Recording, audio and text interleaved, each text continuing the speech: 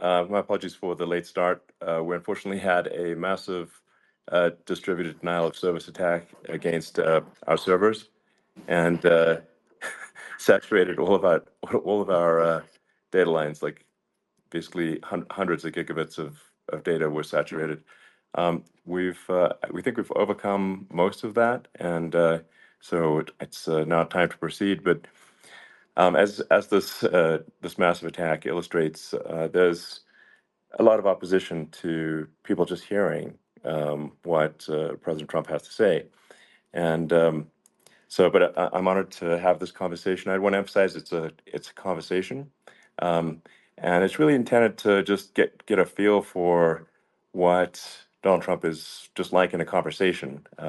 It's hard to catch a vibe about someone if you just don't hear them talk in a normal way. And when there's an adversarial interview, like no one's themselves in an adversarial interview.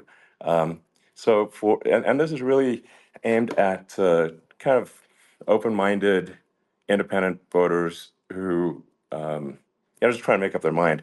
Uh, and so you can understand like what is what is it just like to have a conversation. So um, honored to Donald, great uh, to speak.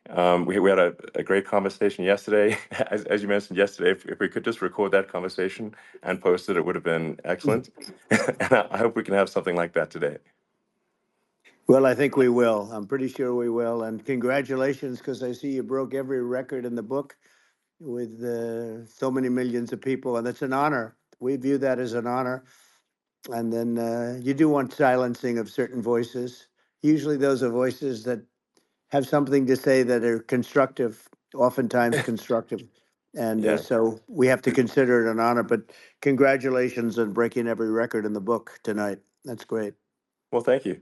Um, well, I mean, maybe we could start off with, the assassination attempt, which was an incredible thing. And I have to say that, your actions after that assassination attempt were inspiring. Um, you instead of shying away from things, instead of ducking down, um, you were pumping your fist in the air and saying, "Fight, fight, fight!" And I think that's, I mean, the president of the United States represents America, and I think that is America. That is strength under fire, and so that's a big a part of the reason why I was excited to endorse you as the president of the United States for having another term here is that was just incredibly inspiring. But I mean, what was it like for you? Not pleasant, I It's have to not be honest. pleasant. I said there was Yeah. blood. I I mean, had being more shot is blood. not I didn't much know I had. fun. I didn't know I had that much blood. The doctors later told me that the ear is a place that is a very bloody place if you're going to get hit. But in this case, it was probably the best alternative you could even think about because it went at the right angle, and it was a hard hit. It was very, I guess you would say surreal, but it wasn't surreal. I was telling somebody you have instances like this, or like a lot less than this, where you feel it's a surreal situation, and I never felt that way. I knew immediately that it was a bullet. I knew immediately that it was at the ear, Yeah. and because it hit very hard, but hit the ear. And I also heard people shout, "Bullets, bullets!" Get down, because I moved down pretty nicely, pretty quickly, and we had bullets flying right over my head after I went down. So I'm glad I went down. The bigger miracle was that I was looking in the exact direction of the shooter, and so it hit me at an angle that was far less destructive than any other angle. So that was the miracle. That was Yeah. for those Split people that second. don't believe in God. I think we got to all start thinking about that. You have to, I'm a believer now. I'm more of a believer, I think, and a lot of people have said that to me. A lot of great people have said that to me, actually. But it was amazing that I happened to be turned just at that perfect Yeah. angle, and all because I put down a chart on immigration that showed that the numbers were so great. I love that chart I even mean, more maybe it's now a that I open sign. it. Maybe Yeah, that's a sign, you know. it's an immigration sign. You But highlighted a serious issue, and yeah, at that moment, that's right. the bullet missed your, you know, hit your ear, but you know, missed your head. I mean, Well, you know, the couldn't, yeah, amazing thing is that the sign. I said, bring down that sign on immigration, and it was literally about an eighth of a second where it would be good, and after that, it was going to yeah, be a disaster, no matter which way you were facing. But it just had that perfect angle, which was yeah, exactly at this shooter. Very sad situation. Such a sad situation. As you know, we lost somebody that was great, Corey, yeah, who a firefighter, a great gentleman, a great trumper. He was just a fantastic family and a fantastic man. And a friend of mine came up, Elon, and said, "I'd like to give the family some kind of help." And I said, "That's great." He said, "Do you mind?" I said, "I don't mind at all." And he wrote out a check for $1 million, gave it to the wife, and you know, she said, "This is really nice, but I'd rather have my husband back," which is a nice thing for sure, somebody to say. To be honest, she's great. The family is great, and we raised a lot of yeah, money for them and for two other gentlemen are unbelievable people. Also, they were hit really badly. They thought they were not going to make it, and they did. The doctors in the Butler area, I tell you, they were incredible. They saved the two, and they were really hit tough, both of them yeah, equally. And we thought yeah, my first question was because I heard bullets flying over me, and I said, "How many people were killed?" Because we had a massive crowd there, a tremendous yeah, thousands and thousands of people, and there was no land. I mean, it was all people. So I said, "How many people have been killed?" Because I knew there were other shots being fired, sure, and they said, "We don't know yet, but some people have been badly hurt." And I have to give the Secret Service sniper, they call him, or sharpshooter, but sniper, yeah, because he didn't know there was a problem. He's an extraordinary shot, obviously, and he didn't know there was a problem, and he was yeah, able to pick it all out within 5 seconds. And he used one bullet from very far away, I guess probably about 400 yards. The shooter was 130, but he was on yeah, he was on the opposite side of the field and the podium, and he saw the smoke and the flame from the gun, immediately recognized it, and immediately took a shot. And it was one perfect shot from very far away. And if he didn't do yeah, that, Elon, he would have. I mean, if he would have, a lot of people, a lot more people could have been sure, badly hurt and killed. So yeah, I have to absolutely, take my hat off to him because that's also a surreal. You know, he's been with them for 23 years, and yeah, he's never had anything like this. And all of a sudden, he has to act, and it's a very tough thing to sure, act and to be shooting somebody. But he saw the gun, saw the smoke, saw the flame from the gun, very far away. I obviously has very good eyes. He's got very good vision, which assume you have yeah, to have in that particular work. But he took absolutely, aim very quickly, and they say it was approximately 5 seconds from long range, yeah, one bullet. If that didn't happen, yeah, because the shooter had a lot of bullets, he had a lot of cartridges up sure. there with him, so could Well, have been very. I mean that's clearly, you know, he was very confident in taking that shot to stop the attempted assassination. But I mean, there does seem to be, I mean, some pretty significant failings elsewhere in the system. Like, there's just no way that, like, how on earth does a shooter get on a roof 130 yards away? Um, that seems crazy. I think most people people are wondering how on earth could such a thing happen? Well, I view it as two ways. There should have been nobody on the roof. There were people Yeah, because there were so many tens of thousands of people there. There were people that were seeing him, and there was one woman with a red shirt and right. Trump all over I it, saw and the she's videos. and she's screaming. That guy's got a gun. You saw it probably. Yeah, yeah, There's yeah. a No, I guy saw up the there with videos. a I gun. mean, So.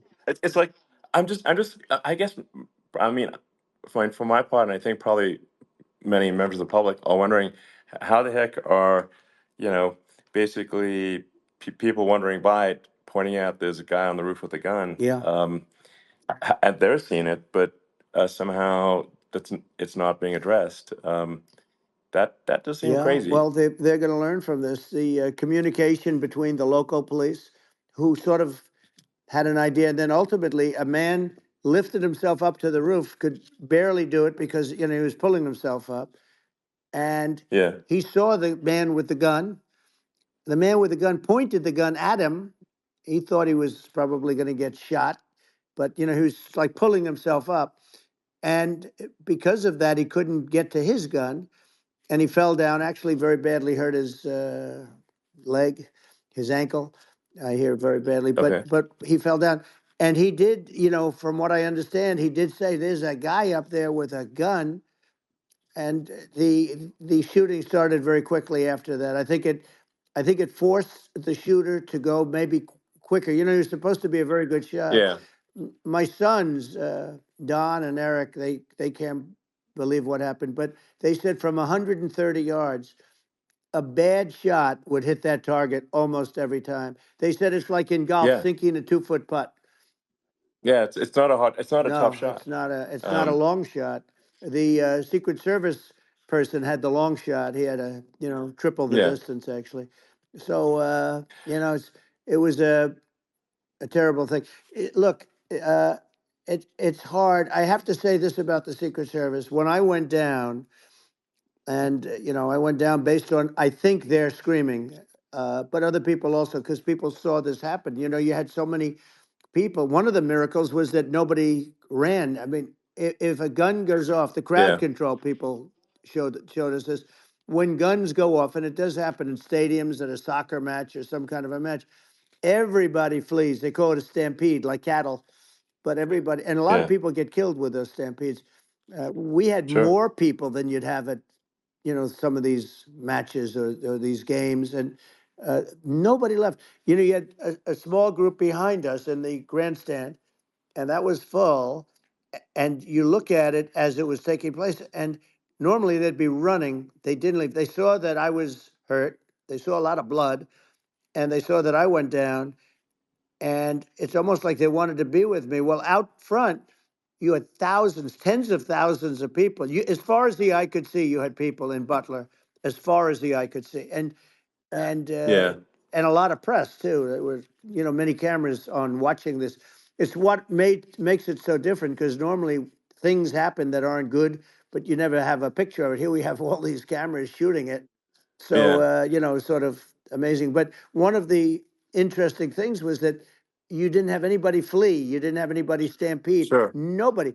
And there were some people behind me. They stood up and they're looking like, I mean, I tell you, Yeah, you yeah. want to have them in a foxhole with you. I want to meet some of those people Sure, because sure. it's so different from what you heard. But so so I was down, but the Secret Service Yeah, guys, there were bullets flying right over my head. You could hear them go whizzing, yeah, and these guys came jumping on top of me, and a young lady, Kate, uh, would jump. They moved so fast, and let me tell you, that took tremendous courage. Now there was a lack of coordination.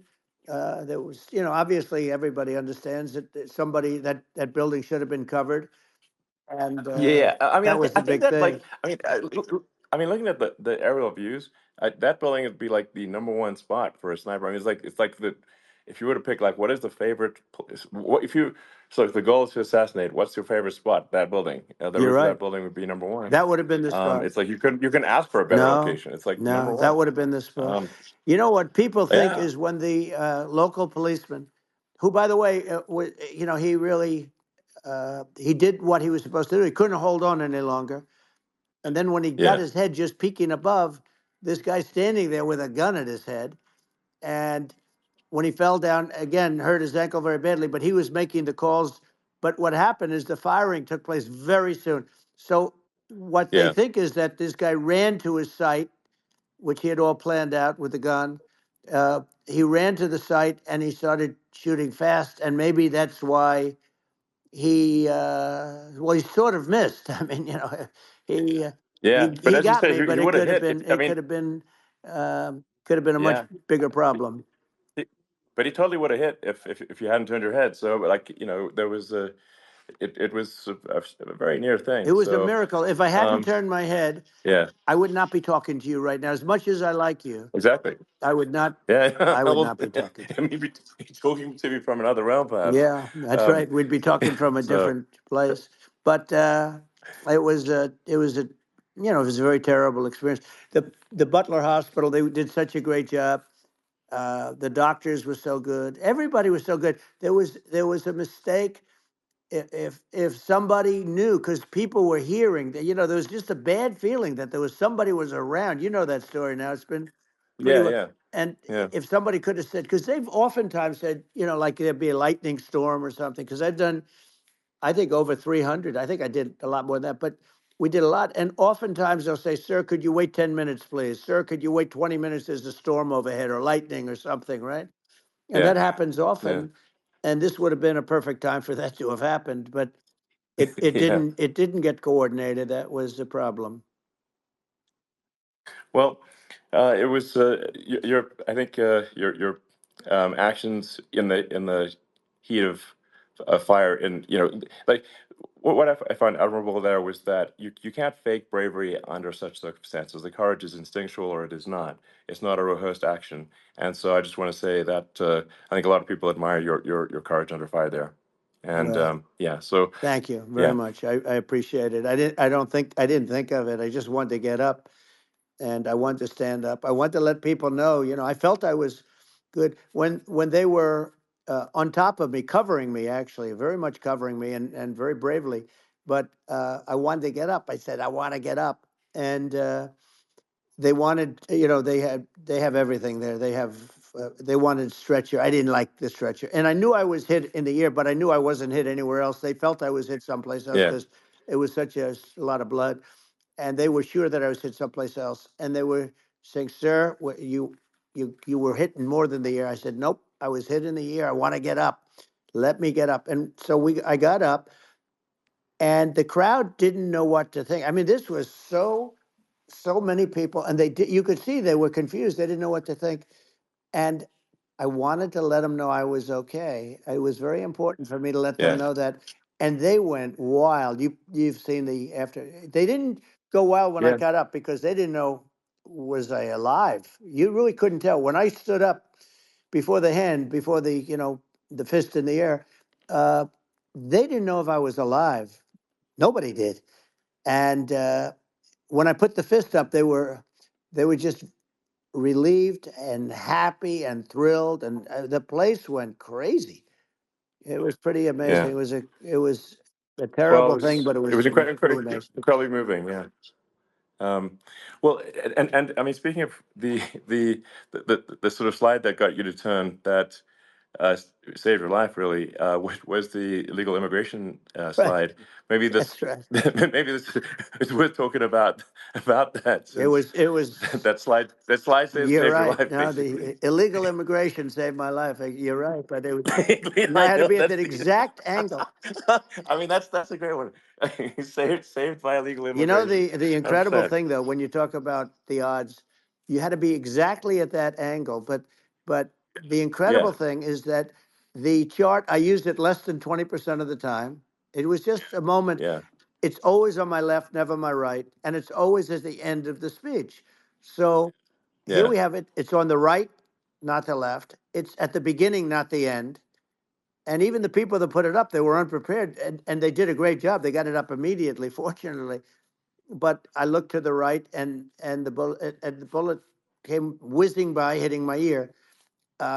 So it was amazing. But when you think of the odds of that, and yeah, yeah, normally you wouldn't use it. Normally I wouldn't have the thing, and then it would yeah, have been a very different story.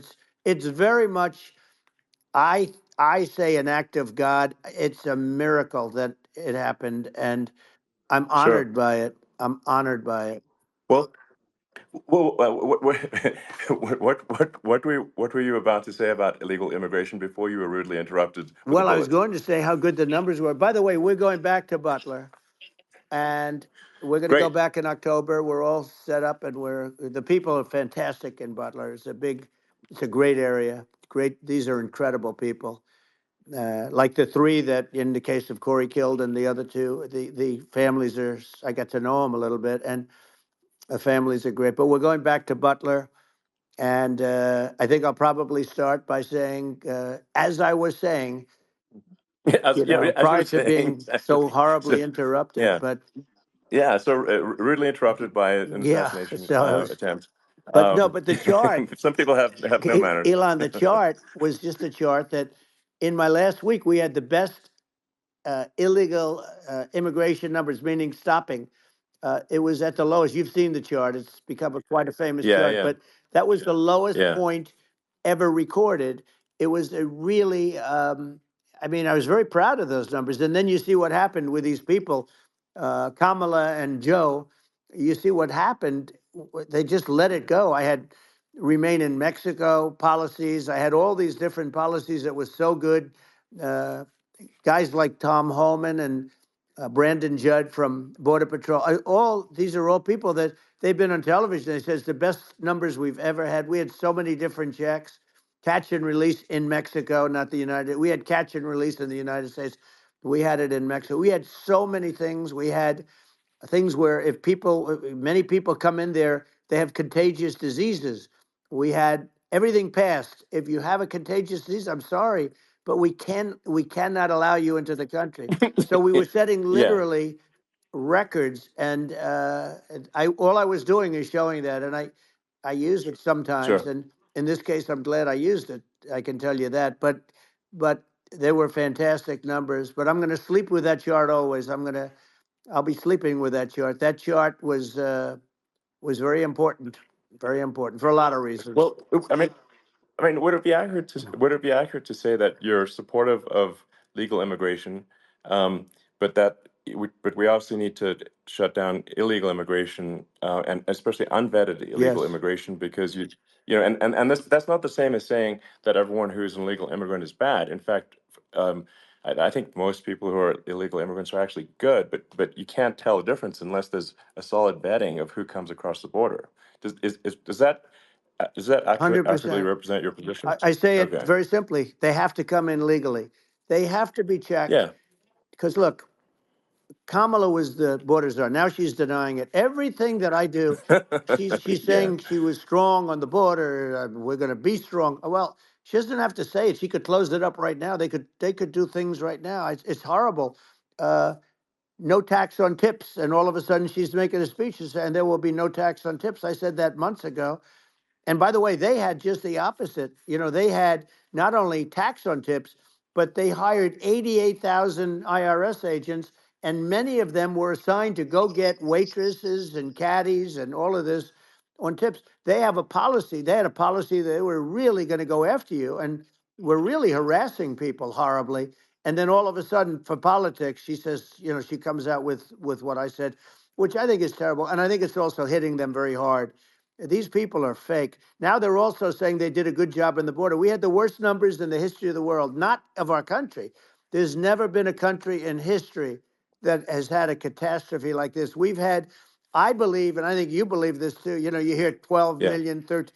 I believe it's over 20 million people came into our country, Yeah. many coming from jails, from prisons, from mental institutions, or a bigger version of that is Yeah. insane asylums, and many are terrorists. And I'll tell you what, they're coming not just from South America, they're coming from Africa, they're coming from all over the world. They're coming from Asia, they're Yeah. coming from the Middle East, they're coming from countries that are uh, stupidly and horribly bombing Israel October 7th. They're coming from all over the world. And you look at it's so sad October 7th because it should have never happened. Yeah. It's so sad when Sure. you look at Ukraine. It should have never happened. We have a defective Yeah. government. These are defective people, and they're not people that should be running it. But where you see it the best is the border because you have millions of people coming in a month, and then she gets up and she tries to pretend like she's going to do something. She had 3.5 years. And by the way, they have another 5 months that they can do something, but they Yeah. won't do anything. It's all talk. She's No. incompetent and he's incompetent. And frankly, I think that she's more incompetent than he is. And that's saying something because he's not too good. Yeah. No, I think it is. essential to have a secure border.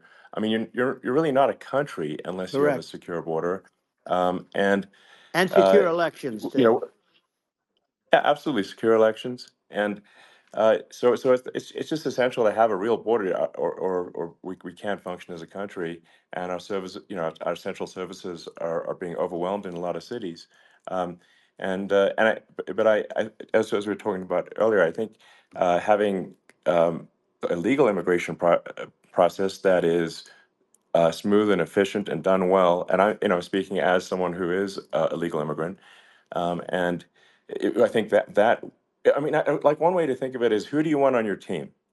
Um, who do you want on Team America? And I think we want to just say, okay, we want to let in people who are gonna, be great contributors to our society and to our economy, Right. and who do you want on the team? And it's not to say that, like in my opinion, actually, I'd say like probably most of the illegal immigrants actually are actually good, hardworking people. That's my opinion, but some are not, and you just have this sort of adverse selection process where, if somebody's if somebody's like you know, um, uh, has a career in theft or robbery. I don't understand what's taken them so long to get here, because we're in such a target-rich environment. Um, I mean, why aren't they? Why aren't more people who have a career in, bad things coming here sooner? Because I mean, it's a piece of cake to go rob, houses in L.A. or New York, compared to other parts of the world, and in a lot of places in America, if you try to stop the person who's robbing you, you'll be arrested. Yeah. Yeah. So it's insane. It's right. I mean, what's happening with crime, and our police are so good, but they're not allowed to do their job. But I have to tell you, Elon, I They're hate not. to say it because it's such a downer to say it. I hate to say it. I hate it, but uh, you have a lot of people that just shouldn't be. I think it's a much bigger number than you think. They're I allowing, think you're again, right. they're Yeah. allowing people from their jails. And if you were running one of these countries where they're coming from, you would have had all of them. As an example, Venezuela, their crime is down 72%. They're taking their drug dealers, they're taking, frankly, their prisoners, they're emptying out their prisons, they're taking their criminals, their murderers, their rapists, and they're Yeah. delivering them into But the. that's what Castro did. Yeah, That well, he did on a he much smaller scale. yeah, It was a much smaller yeah. scale. But this is a massive scale because this is being done worldwide. But here's what's happening: crime all over the world is down. And wait till you see the numbers that we have. This is migrant crime. This is crime that's going to be. Yeah. And I saw it today in New York where somebody was knifed, where they raped the girlfriend of a man that stood there watching in New York in one of the shelters, and started Sure. pulling out the knives, and bad things happen today. But this is happening every day. These are rough people. These are people that are in jail for Yeah. murder and all sorts of things, and they're releasing them into our country, and they're telling them, if you come back, we're going to kill you. We're going to give you the death penalty or kill you. So they don't want to come back. But these are rough people. Yeah. These are criminals that make our criminals look like nice people, and it's horrible what they're doing. And she's in charge of it because now she's trying to say she Sure. had nothing to do with it, and she's such a liar because she was called the border czar the first day, and it was on the headlines of every newspaper. She's the border czar, and she never even went there. She went to one location which had nothing to do with where the problem is. She went in and out, I Right. guess, because she was getting a lot of pressure, Yeah. but Yeah. had nothing to do with the problem Yeah. is. But she was Well. the Well. border czar, and the people Yeah. Yeah. can't allow them to get away with their disinformation campaign. Now she's trying to say that she wasn't. She wasn't really involved, and the whole thing is horrible. She was totally in charge. She could have shut the border down without him. He didn't know what he was doing anyway, so he wouldn't have even known Yeah. what happened. You could shut the border down; he wouldn't Yeah. even know the difference. But uh, the fact is that she was border czar. But if you don't have to call her Yes. that, the fact is you could just call her. She was in charge of the border, and the border was the worst Right. ever. It's simply not working. No, It's it's I mean, horrible. whether it's by whether it's a question of of intention or competence, either way, we don't have a secure border, and we have people streaming over like it looks like a World War Z zombie apocalypse at times. And sometimes you got to sort of wonder, like, is it real or not? So because you see things, and you're like, is it real? So I went to the border at Eagle Pass, and I saw for myself in Texas, and I was like, okay, it's real. I'm like seeing this in real time. I actually posted the video like just live. I just flew there one day and just to see, hey, is this made up or real? And I'm just seeing people stream across the border, and I have to say, at least the people that I saw did not look friendly. So These are people people. can look at my video and say, hey, Yeah. does these people look friendly? I don't look super friendly. So These are people that um, Elon would not be the same man if he had to walk across the street and look these people in the eye. These are rough people. These are really rough people coming across. And I know rough people. And these are people that we don't want in our country. And the caravans are coming in and they're putting and who's doing this are the heads of the countries. And you would be doing yeah, it, and so would I. And everyone would say, oh, what a terrible thing to say. The fact is, it's brilliant for them because they're taking all of their bad people, really bad people. And I hate to say this, the reason the numbers are much bigger than you would think is they're also taking their non-productive people. Now, these aren't people that will kill you. We have enough of them, but these are people that are non-productive. They are just not productive. I mean, for whatever reason, they're not yeah, yeah, workers or they don't want to work or whatever.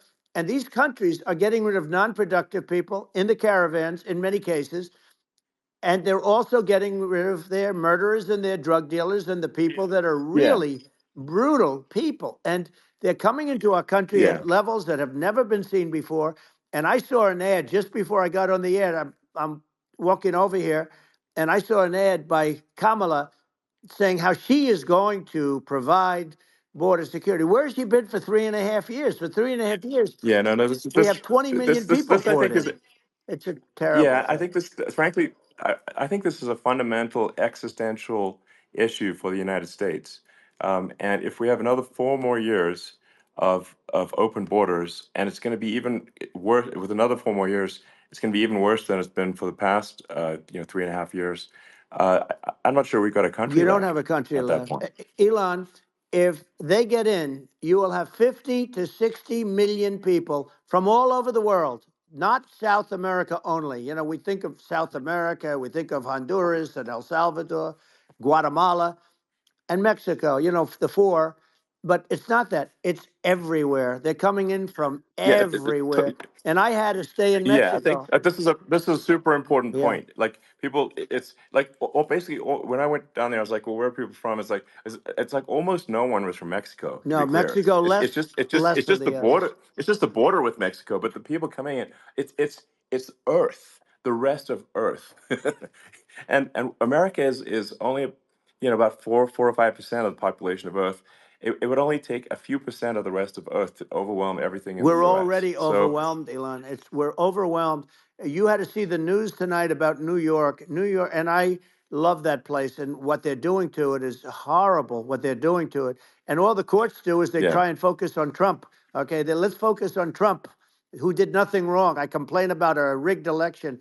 Elon, what's happened is unbelievable. You have from Africa, from the Congo, they're coming from the Congo, and 22 people came in from the Congo recently, and they're murderers, and they're dropped. They drop them. They take them out of jails, which is very expensive, to maintain the jails. Although they don't do too much maintaining, I can tell you. But they take them out of jails, prisons. They take them out and they bring them to the United States. They deposit them in the United States and say, "Don't ever come back, or you're going to be executed." And they don't want to come back, but they won't come back. sure. But they're coming from Africa. They're coming from Asia. They're coming from the Middle East. They're coming from South Well, America. just They're Earth, coming from rest of Earth, everywhere. basically. And there are a lot of Yeah, really everywhere on bad Earth. ones. It's just an everywhere on Earth thing, and it's just not possible for the United States to absorb everyone from Earth, or even a few percent of the rest of Earth. It's just not possible. Well, So Elon, we're going to have that's just to yeah, finish this up. We're going to have the largest deportation in history of this country, and we have no choice. Otherwise, we're going to have a country. What they've done to our country.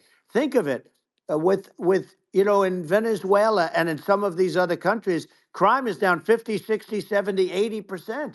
And you would be the same. You would have, Yeah, I'll yeah, tell you what, Venezuela has not gotten rid of all of them. They've gotten rid of about 70% of their really bad people. Their jails are about 50% uh, put into the United States. Same with other countries. Some sure. are at 30%, some are at 50%. They're all different. But the bottom line is they're all going to be at 100%. Why wouldn't you put 100% of it? Yeah, And they're doing it right now while this third rate phony candidate. Don't forget, I beat Biden. He failed in the debate miserably. And, some people said, oh, gee, it's too bad. It's too bad he did so badly, or I did well in the debate. The first night they said, wow. One of the people at CNN said that was the greatest debate performance I've ever witnessed. And then 2 days later, they didn't talk about that. They just said he was bad. But that's okay. That's the way I get treated. And I don't mind that at all. What I can tell you is this: we cannot have a Democrat. We cannot have her. She's incompetent. She's as bad as Biden in a it's different. Look, yeah. she hasn't done an I mean, interview since this yeah, whole scam started. well, And say what you want. This yeah, was a coup. This was a coup of a president of the United States. He didn't want to leave, and they said we can do it the nice yeah. way or we can do it the No, hard way. yeah. No, I mean, they just took him out back behind the shed and basically shot him. What they did Biden. with this guy, So and I'm no yeah. fan of his, and he was a horrible president, the worst president in history. And one of the reasons he was so bad, first of all, the Israeli attack would have This space was downloaded via spacesdown.com. Visit to download your spaces today. never happened. Russia would never have attacked Ukraine, and we'd have no inflation. And we wouldn't have had the Afghanistan mess, if you think of it. Well, And we wouldn't have had yeah. Afghanistan. But we think of it. Well, We, yeah. you take a few of those events away, and we have a different world. We would also have No, no no, you're. Yeah. inflation was caused by oil. Yeah, no, no. I think you're making an excellent point here, which is that when other countries can, that are, are thinking about invading or doing bad things, when they're thinking about that, they're thinking about, okay, what's the American president going to do, and do they fear the American president, or is there someone they do not respect or and do not fear? And I think they would they rightfully be. I mean, look at that the footage of the assassination. They're like, okay, you know, uh, President Trump is like, don't mess with me. I mean, that's like, whereas I think people are not going to be, and they obviously have not been at all intimidated by Biden, and they certainly will not be intimidated by Kamala. And you have to really think of that in the context of global security. That if the American president is someone that, like, evil dictators are scared of, that makes a huge difference to the security of the world. So I had a good relationship with Putin, despite the Russia hoax that lasted for over 2 years. Just a hoax created by Hillary Clinton and Adam Shifty Schiff, some just bad people, just sick people, frankly. I mean, Schiff is a sick person. He's going to end up probably being a senator. It's hard to believe. The whole thing is hard to believe. But, they put our country in danger with that stuff, too. They actually, when they make up stories, and you have to fight your way out of it for a long time. But I know Putin very well. I got along with him very well. He respected me, and it's just one of those things. And we would talk a lot about Ukraine. It was the apple of his eye. But I said, don't ever do it. Don't ever do it. I shut down Nord Stream 2. That was the big oil pipeline, the biggest, I think, the biggest pipeline in the world going all over Europe. I shut it down. Biden came, and then they say, Yeah, I loved Russia. I was a friend of Putin, and I loved Russia. No, he actually said to me one time, he said, if you're my friend, I'd hate to see you as an enemy. I shut down his pipeline, the biggest pipeline. They were looking at that to yeah, fund, and this pathetic president gets in there, and the first thing he did, one of the early things he did, is he shut down Keystone XL pipeline, which is our pipeline that would have employed 48,000 people, pipeline workers, shuts it down. That was, a massive job that Obama refused to allow. yeah, I allowed it in my first week because it was jobs and it moved oil. And by the way, in a much more environmentally friendly way. It's underground. It's not a truck that catches on fire or a train that catches on fire. But think of it. He shut down the uh, XL pipeline, the Keystone XL pipeline. He yeah, shuts that down and he approves the Russian pipeline, yeah. It doesn't make any right? sense. It's like it's inconsistent. certainly but I mean, I think it's just worth emphasizing, to listeners that the immense importance of whether the United States president is intimidating or not intimidating, and how much that matters to global security, because there's some real tough characters out there, and if they don't think the American president is tough, they will do what they want to I do, know every one of and them. it puts the whole Yep. world in danger. Elon, I know every one It's of a them, big and I know deal. them well. I know Yeah. Putin. I know President Xi. I know Kim Jong Un of North Korea. I know every one of them. And let me tell you, people will say, "Oh, this is terrible." He said, "I'm not saying anything good or bad. They're at the top of their game. They're tough. They're smart. They're vicious, and they're going to protect their country. Whether they love their country, they probably do. It's just a different form of love, but they're going to protect their country. But these are Yeah. tough people at the top of their game. And when they see a Kamala or when they see Biden, Sleepy Joe, they can't even Yeah. believe it. They can't believe this happened. All the stuff that you're seeing now, all the horror that you look at Israel, they're all waiting for an attack from Iran. Iran would not be attacking, believe me. You know, when I was there, and I say it with respect because I think we would have been good with Iran. I don't want to do anything bad to Iran, but they knew not to mess around. Iran was broke because I told China, if you buy from Iran oil, it's all about the oil. That's where the money is. But if you buy oil from Iran, you're not going to do any business with the United States. And I meant it. And they said, we'll Yeah. pass. Yeah. They didn't buy oil. Other countries, likewise. Sure. You want to buy, you're not doing business with the United States. And they were at a point where they had no money for Hamas. They had no money for Hezbollah. They had no money for any of these instruments of terror. And it was amazing. In fact, there were articles when I was leaving, which is hard to believe, actually, especially when you look at what's happened to our country. Our country is so bad right now. It's such a different place. We were respected. Think of it. 4 years ago, we were so respected to a point where when I said don't buy oil, they didn't buy oil, but they had no Yeah. money, Yeah. and Israel would have never been attacked.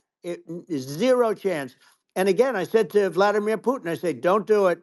You can't do it, Vladimir. You do it, it's going to be a bad day. You cannot do it.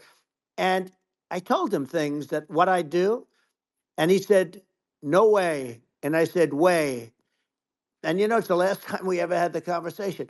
He would never have done. I got along well with him. I hope to get along well with him again. You know, getting along well with them is a good thing, not a bad thing. I got along well with Kim Yeah. Jong Un when I met with President Obama just before entering. You know, it's a sort of a ritual. And I sat down with him and we talked. It was supposed to be for a very short period of time. It turned out to be a long period of time. I said, "What's the biggest problem?" He said, "North Korea." I had that problem worked out very quickly. It was nasty at the beginning with Rocket Man and all the different things, Yeah. but all of a sudden I got a call. Oh, Those were some epic tweets, by the way. yeah, they Those were were no, like they were epic. absolutely. Everything he said that he has a I- red button on his desk. I said, I have a red button on my desk too, but my red button is much bigger, and my red button works. And then I called him Little yeah. Rocket Man of Little Rocket Man. Anyway, here's the bottom line. All of a sudden I got a call from him and they said they want to meet. They want to meet me. And we met, Yeah. as you remember, we met in Singapore. We met also in Vietnam. And I got along with them great. We were Yeah. in no danger. But Yeah. It's President because Obama thought they we were going to respond. end up in Yeah.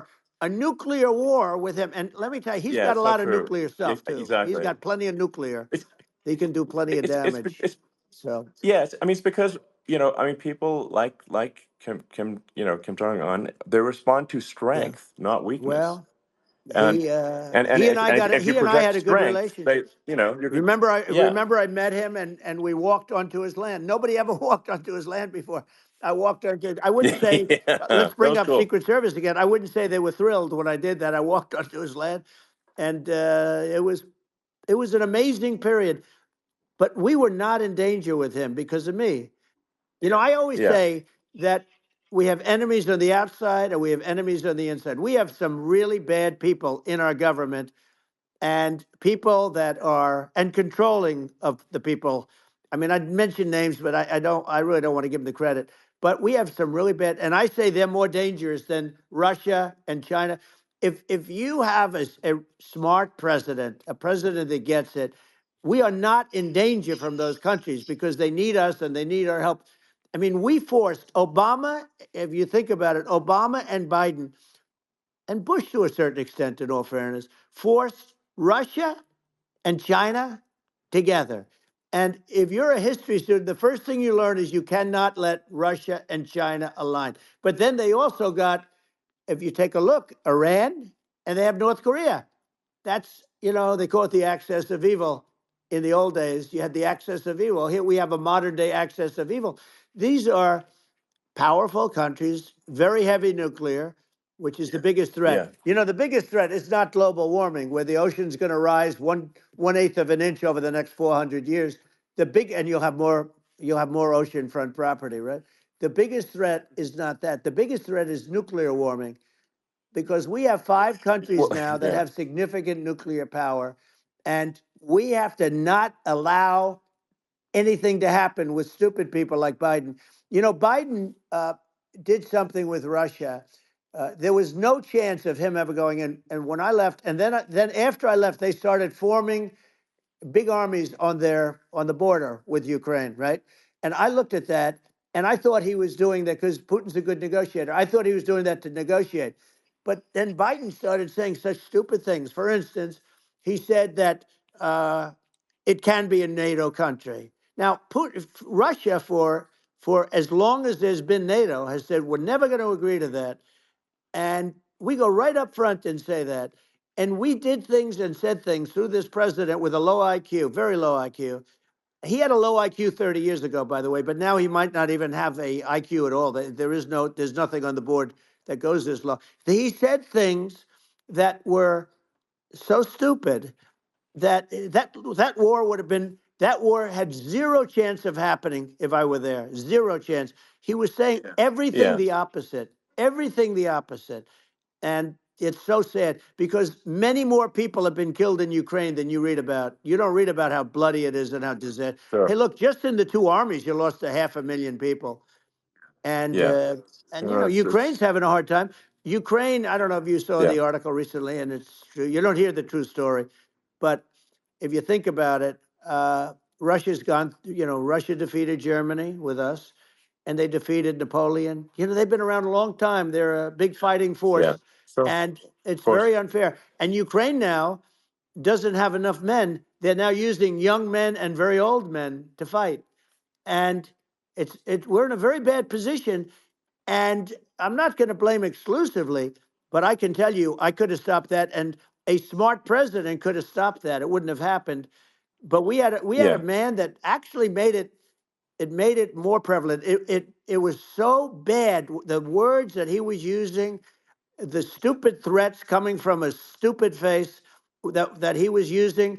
I said, this guy's going to cause us a war. He's going to cause us. And let me tell you, Yeah. it can Yeah. lead to World War III. That can lead to World War III. The Middle East can lead to. We have numerous places that could end up in a Yeah. World War III right now for no reason No, whatsoever. I think you're right. I think people underrate the risk of World War III, and it's just when you're looking at the risk of global thermonuclear warfare, it's game over for humanity, and that's it's something that people have, I think, after the end of the Cold War, people have become complacent about, but they actually have forgotten that there are currently a lot of nuclear missiles that have targeting parameters for the United States from other 100%. countries. And one of the things And we're going to do is it's we're going to yeah, build an iron dome over us. Israel has it.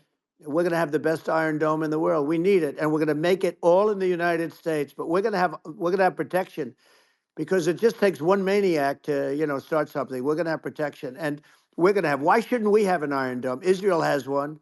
Some other places yeah, have one that nobody even knows about, frankly. But Israel has it. We're going to have an iron dome. But with all of that being said, to me that's so important, the most important.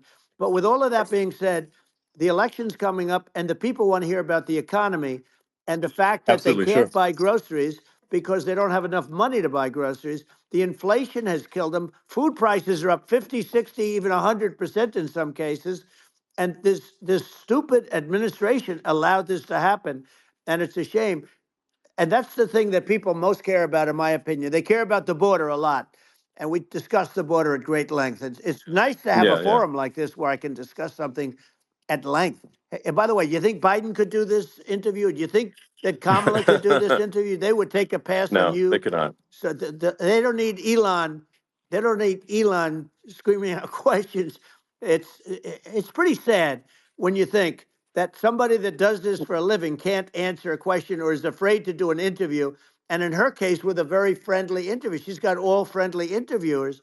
It's pretty sad. Yes, But the absolutely. big thing now is the Well, economy, Elon. yeah, And as much as yeah, I mean, I view nuclear as the single most important thing, but a lot of people don't. A lot of people don't understand that. But it doesn't have to.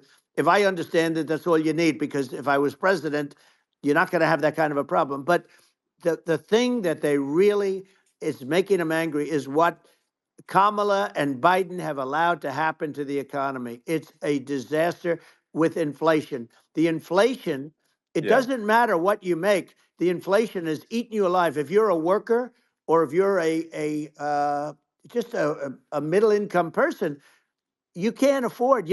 4 years ago, 5 years ago, people were saving a lot of money. Today, they're using yeah. all their money and borrowing money just to live. It's a horrible thing Right. that's happening, and we'll end that Well, I think quickly. a lot of yeah, a lot of people just don't understand where inflation comes from.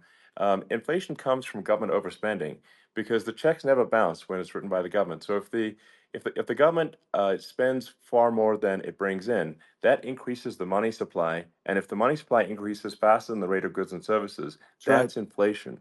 Um, so really, we need to have we need to reduce our government spending, and we need to re-examine. I think we need like a government efficiency commission to say like, hey, where are we spending money that's sensible? Where is it not Right. sensible?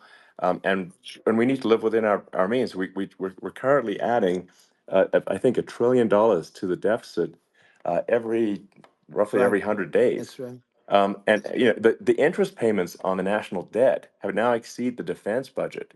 It's on the order of $1 trillion, It's and interest. it keeps Yeah, I growing. rebuilt our military, largely rebuilt our military, did a great job on it, which was so important. We had jets, we had fighters that were, and bombers that were 70 years old. And we did a great job in that. Then by the way, then we gave 85 billion of it back to Afghanistan, if you can believe it. We gave them 85 billion. They're one of the largest sellers Yeah, of military equipment in the world. They're selling what we gave them. That was one of the most embarrassing days in the history of our country. But if you think about, let's go back to the economy. We have to bring energy yeah, prices down. Energy started at the price of gasoline. Now your cars don't require too much gasoline, so you have a good, and you do make a great product. I have to say, I have to be honest with you. thank That you. doesn't mean everybody should have an electric car, but these are minor details. But your product is incredible. But the Thank you. gasoline, Elon, is the cost of energy. Not only gasoline, it's the cost of heating your house and cooling your house. That has Sure. to come down. It's gone up 100%, 150, and 200%, and that has to come down. When that comes down, and we're going to Yeah, drill, baby, drill. They stopped drilling, and then they went back to drilling because they went back to the Trump policy. But if they won the day after they get into office, this country will go out of business because they're going to go to an energy policy that's not sustainable. Wind and different things. You're not going to have anything. yeah, And I know you're a big fan of the AI, and I have to say yeah, that AI, and this is shocking to me, but AI requires twice the energy that the country already produces for everything. So you're going to have to build. We're going to have to build a lot of energy if our country will be competitive with China, because that's our primary competitor for this on the AI. You're going sure. to need a lot of Well, I mean, electricity. You're going to need tremendous yeah, electricity, like almost double what we produce now for the whole country, if you can believe it. sure. Well, just going, back to this, like this basic thing, which that people try to make it sound complicated, but it's not. But inflation is caused by government Right. overspending. Would you agree that we need to take a look at government Yes. spending and have perhaps a government efficiency commission that just tries to make the spending sensible and so that the country lives within its means, just like a The person does. waste is incredible, and nobody It negotiates is. prices. You used to have a lot of people making jets, and you end up with two companies, and they'll probably try and merge at some point. I mean, I went through it. like Air Force, just a thing like Air Force One. One of the first documents they asked me to sign, a general walks in, sir, would you please sign this document? And what is it? Air Force One. That's with Boeing, which is basically two planes, two 747s. And the price was Yeah. $5.7 billion for two planes. Now they're Wow. highly sophisticated. That's They're insane. even nicer than your plane, okay? But much more sophisticated. They're very. I won't say what's on it, but they got a lot of stuff on it. Anyway, but it's Sure. 5.7. I That's a crazy It's a number. crazy number, but I said I'm not going to pay 5.7. I'm not going to do it. I said, who made the deal? Obama and his people. I said, well, then I know the deal's no good. I'm not going to do it. And over a course of about 4 weeks, by my saying I'm not going to do it, I got the price reduced by $1.6 billion for the exact same plane. Other than we had a nicer paint job, if you want to know the truth. But for the exact same plane, I saved one. And I said to Boeing, man, you guys must make a lot of money if you can reduce the price by that. But now what I do hear is that they're going back to the Biden administration and wanting big cost overruns, because they see these dopey suckers in there, and they'll end up getting some of the money back. But I shaved it by $1.6 billion for the exact same plane, and you can now take that and multiply that out times thousands of other Exactly. items, and Multiply it by yeah, a the zillion, numbers are and yeah, yeah. astronomical. I agree with you. Well, I mean, if so, I think it would be great to just have a government efficiency commission that takes a look at these things and just ensures that the taxpayer money, the taxpayers' hard-earned money, is spent in a good way. I'd be happy to help out on such a commission I'd love if it. it were formed. Well, you're the greatest cutter. I mean, I look at what you do. You walk in and you just say, "You want to quit?" They go on Yeah. strike. I won't mention the name of the company, but they go on strike, and you say, "That's okay. You're all gone. You're all gone." So every one of you is gone, and you are the greatest. You would be very good. Oh, you would love it. But if you look at Argentina. Well, I'd be happy to Yeah, by help the way, out. congratulations. I Yeah. just looked at the number of people that are listening to you and I chat. We'll call it a chat. But Yeah. congratulations. This is very good. I mean, it's great. And you're an interesting character. The new head of a place called Argentina, and he's a big, Malay's awesome. he's great. And Yeah. he's a big MAGA fan, that he ran on MAGA. And he took it to an extreme too. He ran on MAGA, and I hear he's doing really a terrific job. It's called Make Argentina Great Again. It worked out perfectly. He came in, he bought a lot of hats, he brought over, but he's doing a big job. He really cut. And I'm hearing Yeah. they're starting to do pretty well. Inflation's getting down. They had like Yes, exactly. 2,000%. And they had inflation like not normal inflation. They had the real deal. But we're going to Yeah. have that pretty soon. We have, I think we Yeah. have the worst inflation we've had in 100 years. They say it's 48 years. I don't believe it. I think we have the worst. They Yeah. don't include a lot of the items that should be included. You know. Yeah. Well, it's just from government overspending and not spending taxpayer money Yeah, effectively, and having just like so many departments you can't even name them all. And what Malay is doing is he's cutting government spending. He's simplifying things. He's having putting in regulations that make sense, and we're Argentina overnight is experiencing a giant improvement that's in right. prosperity. But it's also a lesson for the United States, which is that um, Argentina used to be one of the most prosperous countries in the world. Um, Right. in the like in the 30s, 40s, and because of bad government policy, it ruined the country. And if you take Venezuela, for example, Venezuela should be incredibly prosperous. They have phenomenal reserves of everything, oil, everything, and it should be prosperous. But if the government's wrong, it impoverishes the people. And so I think we should not be complacent in the United States in thinking that and taking our prosperity for granted, because if with bad government policy, we can run the country into the ground, and that's just something people should bear in mind. Don't take prosperity for granted. Well, think of education. So we're ranked at the bottom of every list of the top 40. We're ranked number 40, number 38. Uh, Norway, Switzerland, Sweden, different countries are ranked good. Actually, China's pretty close to the top. They're a top 6 or 7, but we're ranked at the bottom, almost at the bottom, 38. 39, 40. In other words, horrible. And yet we spend more per pupil than any other country in the world. So we spend more. And what I'm going to do, one of the first acts, and this is where I need an Elon Musk. I need somebody that has a lot of strength and courage and smarts. I want to close up Department of Education, move education back to the states, Yeah. where states like Iowa, where states like Idaho, not every state will do great because states that basically aren't doing good now. You look at Gavin Newsom, the governor of California. He's terrible. He does a terrible job. So he's not going to do great with education.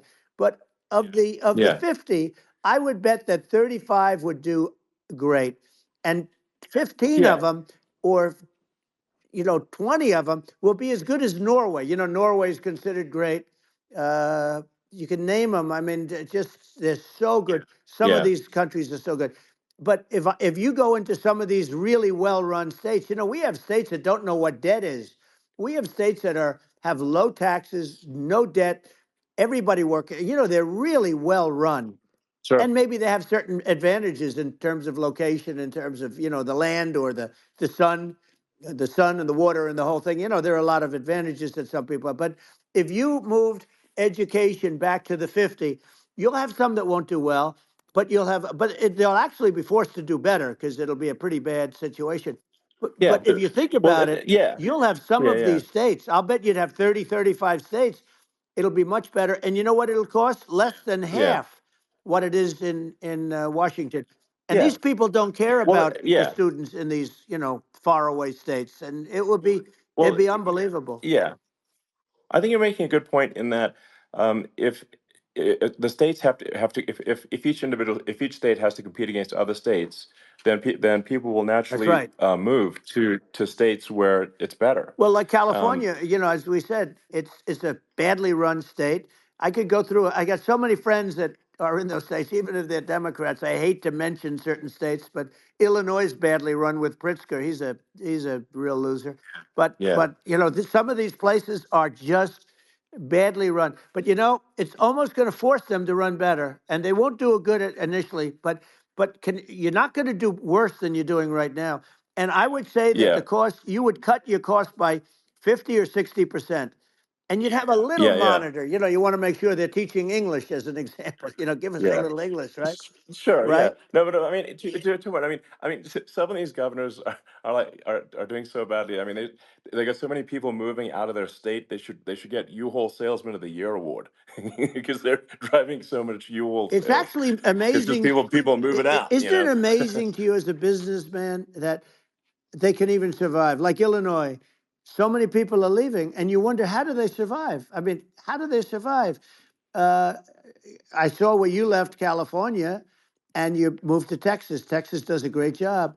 But, I Yeah, mean, I just wonder, how do these states survive when big businesses, a big oil company just left California, as you know, and they moved to Texas. How do these big states survive when they lose so many businesses and their taxes are already really high? The taxes are among the highest yeah. taxes. You almost wonder, how do they continue on? And in many cases, the governors don't do a good job in their crime-ridden places. You wonder, how do they continue to just go on? It's Well, not a good I think there's. situation. I mean, I think the only thing that's going to force some of these states to change is if they risk bankruptcy and they're not getting bailed out by the federal Right, government. right. Well, you're That's gonna that's you're the gonna only thing have that's going to that. get them to change. You remember the Yeah, area in California where they had that, where I guess somebody had sticky fingers and they stole a lot of money, and they went into a form of chapter, and it was very yeah, nasty for yeah. a period of time. But now it's probably the most popular place in all of California. So at some point, something like that may have to happen. But the problem is, you can't penalize people that loan money to the state when you have incompetent people like a Pritzker. Look, the family didn't want him in the family business, and then he ends up being governor of Illinois. So what is he going to be? Is he going to be a great governor? And you have people. I could name every one of them. I got to know every one of Yep. these, and some are very good, and some are just horrible. Well, I think that, I mean, the larger point here, too, as you're saying, like a lot of people are concerned about the economy, a lot of people are concerned about inflation, and inflation is effectively a tax on people that save money, Yeah, and for people that are working day to day, it's just a form of taxation. And if we can solve the government spending problem, we'll solve the inflation problem, which means people will have a better standard of living, and yeah. that's a really big Well, the deal. people that got hurt Um, worst are the people that did it the way they were taught to do it all through, their younger life and their young life and their whole life. The people that saved money and then they got no interest on their money and inflation destroyed them. And frankly, they were almost better off if they didn't do anything like that. I mean, those people have been absolutely decimated, and we're going to bring those people back and help those people. We've got to get the prices down. When I look at bacon costing 4 or 5 times more than it did a few years ago, sure. when you look at some of the food products in grocery stores, people go, they can't believe it.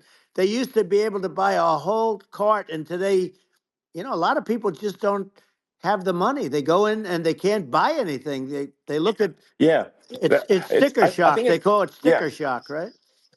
I think it really just comes, like I said, I think it just comes down to really, I guess, two things, which is that if you solve government overspending, you solve inflation, which improves living Right. standards of the average person, and then if you deregulate, like have sensible regulations, so because a lot of the regulations are nonsensical and cause the cost to be extreme for no reason, but unless you've got effective deregulation. Like Reagan did a great job on deregulation in the 80s, but it's been 40 years since we had That's right. anyone really. I mean, during your administration, we made some progress, but I think uh, there's an opportunity to make, I think, radical progress with sensible regulation. Yeah. And Well, if it was Elon, we those two things, yeah, those are the big yeah, deals. we set a record. We did more deregulation and more restrictions on all of the different businesses than any other president. Remember I had the rule for everyone we put in, you have to get rid of 10 or 12. And we did Yes. radical cuts on all of that, and a lot of that's being put back by this administration. And we did radical cuts on things that weren't necessary.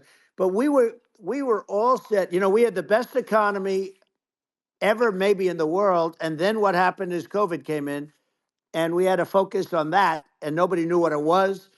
And I always say I got good marks on economy, good marks on military. We knocked out ISIS. We did so many different things. We rebuilt. But, I never got the credit that we really deserved on what we did with COVID. We never got the credit. But if had that not happened, a gift from China, from Wuhan, came in from Wuhan, the Wuhan labs, and I always said it, and it turned out to be right. But Yeah. had that not happened, we were set to start reducing debt. We were going to reduce taxes further. I gave the largest tax cuts, and we were going to reduce taxes still further for middle income people, not only businesses. But we did it for Sure. businesses because they're the ones that's why we had the great job numbers. But we were set to really start reducing debt. And, we're sitting on the biggest pile of liquid gold anywhere in the world, bigger than Saudi Arabia, bigger than Russia.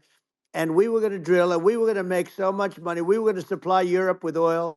I had stopped the Russian pipeline, and we were going to supply them with oil and gas. We were going to make a fortune. And then the COVID came in, and we really had to divert. Then what happened is when they came in, we kept a lot of businesses alive. If I didn't do what we did, we would have had a 1929 type depression. But the problem is when Biden came in, he got trillions of dollars and just started spending it stupidly. You didn't need it anymore. We got over that bad period where everybody was dying and feeling, it was just not a good period. Interestingly, during his administration, many more people died during his administration of COVID than during my administration, and we really got the brunt of it. But people don't realize more people died during his administration than ours. But it diverted us from doing what I wanted to do.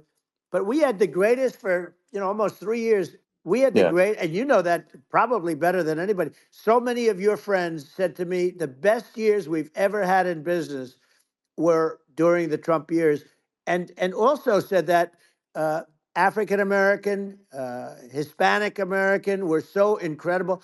they were having the best Asian American women, men, young people without a diploma, young people that graduated from the best colleges, from MIT, from the Wharton School, from all of the great colleges, Harvard. They were doing better, and people without a diploma were doing better, and everybody was happy. And then COVID came, and Sure. we had the problem is they spent trillions and trillions of dollars. They wasted. They shouldn't have taken any money, and we wouldn't be having inflation right now, which is killing our country. Yeah, yeah. Yeah, absolutely. I mean, I should probably say something about like, maybe my views on, climate change Yeah, and oil and gas, because I think it's probably different from what most people would assume. Because my views are actually pretty, I think, moderate in this regard, which is that I don't think we should vilify the oil and gas industry and the people that have worked very hard in those industries to provide the necessary energy to support the economy. And if we were to stop using oil and gas right now, we would all be starving, and the economy would collapse. So I don't think it's right to sort of vilify the oil and gas industry, and the world has a certain demand for oil and gas, and it's probably better if the United States provides that than some other sure. countries, and it would help with prosperity in the U.S. And at the same time, obviously, my view is like we do over time want to move to a sustainable energy economy, because eventually you do run out of. I mean, you run out of oil and gas. It's not infinite. Um, and there is some risk. I think the risk is not as high as a lot of people say it is with respect to global warming. But I think if you just keep increasing the parts per million in the atmosphere long enough, eventually it actually simply gets uncomfortable to breathe. People don't realize this. If you go past 1,000 parts per million of CO2, you start getting headaches and nausea. And so we're now in the sort of 400 range. We're adding, I think, about roughly 2 parts per million per year. So I mean, it still gives us. So what it means is like we still have quite a bit of time, but so there's not like we don't need to rush, and we don't need to like stop farmers from farming, or you know uh, prevent people from having steaks or Right, basic stuff right. like that. Like you can leave the farmers alone, I agree. in How my opinion. crazy is that where I mean, you have farmers that are not allowed to farm anymore and have to get rid of their cattle, and the whole world is yeah, a that's little silly. crazy, but it's largely taken its lead from us. I just say though, I've heard in terms of the fossil fuel, because even to create your electric car and create the electricity needed for the electric car. Fossil fuel is what really creates that at the generating plants. And, so you sort of can't get away from it at this moment. I mean, someday you might be able to, but I do hear we have anywhere from 100 to 500 years left. Much of it hasn't even been found yet. Yeah, But there are tremendous, like Anwar. I got Anwar in Alaska approved. Ronald Reagan couldn't do it. Nobody could do it. Everybody tried. Nobody could do it. I got it approved. The first thing that Biden did was unimprove it, to get rid of it. He ended yeah, it. His uh, his secretary went in and she ended it. And what a disgrace. That's Anwar. That's bigger, or they think it could be bigger than Saudi Arabia in Alaska. Could be bigger than Saudi Arabia. But they went in and they terminated it. And I'll get it going very quickly, because not only is it big for Alaska, I mean, you talk about economic development, that for the United States, I mean, that is, they say bigger than Saudi Arabia or the same size, and pure, yeah. really good stuff. And, they end it. So I think we have, perhaps hundreds of years left. Nobody really knows. But during that Yeah. during that I mean, time, my something will estimate. come around that will be Yeah, very good. yeah. Yeah. Well, I mean, and my estimate would be, a little more uh, aggressive than that, but it's not the sort of like we're all going to die in 5 years stuff. That's obviously BS. Um, but I mean, my view is like if you just look at sort of the parts per million that increments every year, you get sort of 2 or 3 parts per million every year of CO2. Uh, y- I mean, I think some of that it's problematic if it accelerates, if you start going from two or Right. three to say five, and then there may be some situations where you get just a step change increase in the CO2, Hmm.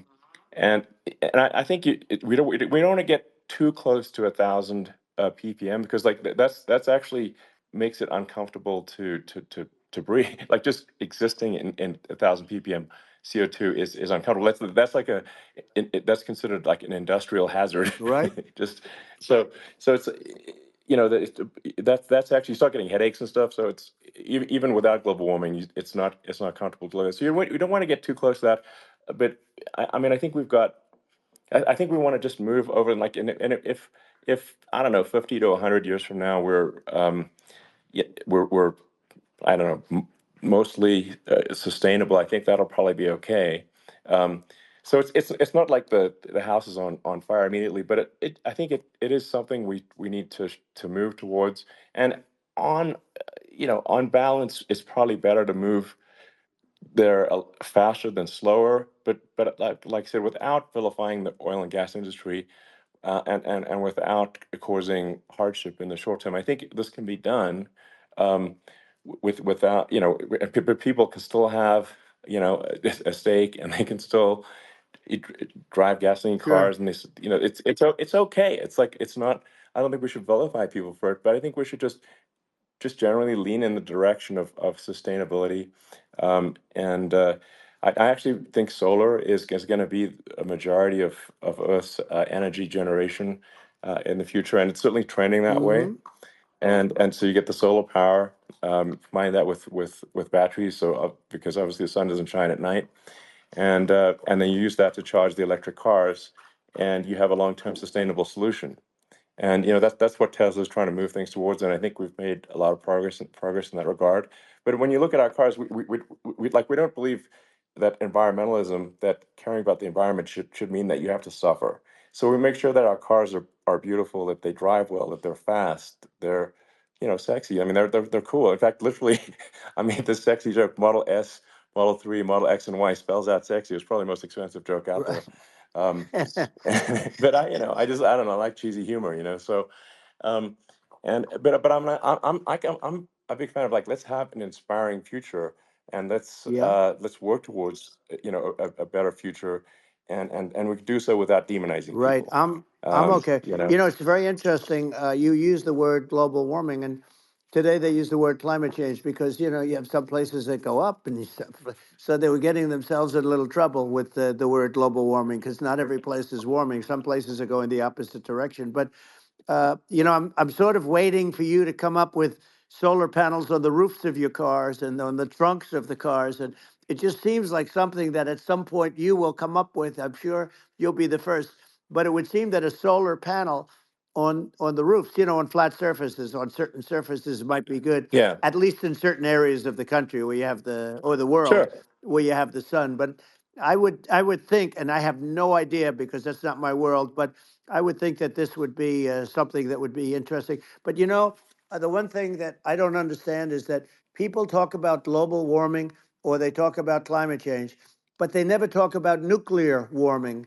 And to me, sure, that's an immediate problem because you have, as I said, 5 countries where you have major nuclear, and probably some others are getting there, and that's very dangerous. That's where you need a strong American president because you don't want to have this proliferation. But you have 5 countries and getting more. China is much less than us right now, but they're going to catch us sooner than people think. They're way lower. Russia and us are number one, and I mean, we're sort of tied. And China is far behind, but they're developing at a level that you're not surprised to hear very fast. They'll end up catching up, maybe even yeah, surpassing. But to me, the biggest yeah, problem is not climate change. It's not, and everything's a problem, but it's degrees. To me, the big problem is the nuclear power. The power of nuclear is so great. And when I talk yeah. about Nuclear power is underrated. It's I'll awesome. prevent World War Yeah. III, Oh, I will. But the okay. truth is that you have to because this is no longer army tanks going back and forth and shooting at each other. This is Yeah. a level of destruction and power that nobody's ever seen before. Yeah, and actually, there's the bad side of nuclear, which is a nuclear war, very bad side. But there's also, I think, nuclear electricity generation is Absolutely, you're underrated, right. and it's actually, people have this fear of nuclear. nuclear electricity generation, but it's actually one of the safest forms of electricity generation. It's just a huge misunderstanding. Um, and if you look at the injuries and deaths, caused by, say, I mean, I'm not going to try to pick on coal mining, but just any kind of mining Right. operation. And there's a certain number of injuries and deaths per year. And you compare that to nuclear. Nuclear is actually way better. So it's underrated as an electricity source, and I think it's something that's worth reconsidering. But there's so much regulation that people can't get it done. So that Maybe they'll have sort to of change the have it, name. The name is just, it's a rough name. There are some areas yeah, it's a rough like when name. you see what happened in, Good bad right, branding. The we'll have to branding's rough. rebrand it. We'll have to give it a good name. We'll name it after you or something. No, No, it I has think a, hey, it has a branding problem. When you see what happened it does have a branding problem. when you see what happened in Japan, where they say you won't be able to go on the land for about 3,000 years. Did you ever see that? And in Russia, where they had the problem, where there's a lot of bad things happened, and they have a problem. And they say that in 2,000 years, people will start to occupy the land again. You realize it's pretty bad, No, that's not true. but you're Well, no, right no, about it. It's amazing. it's actually not that bad. So like after Fukushima happened in Japan, like people were asking me in California, are we worried about like a nuclear cloud coming from Japan? I'm like, no, that's crazy. It's not even dangerous in Fukushima. I actually flew there and ate locally grown vegetables on TV to prove it. Um, and and I donated a solar water treatment, yeah, a solar powered system for a water treatment plant, and Yeah, but you haven't because the been danger feeling is so just well lately, and I'm worried about no, it. no, but I mean, I'm it's just only kidding. it's I'm only fine, kidding.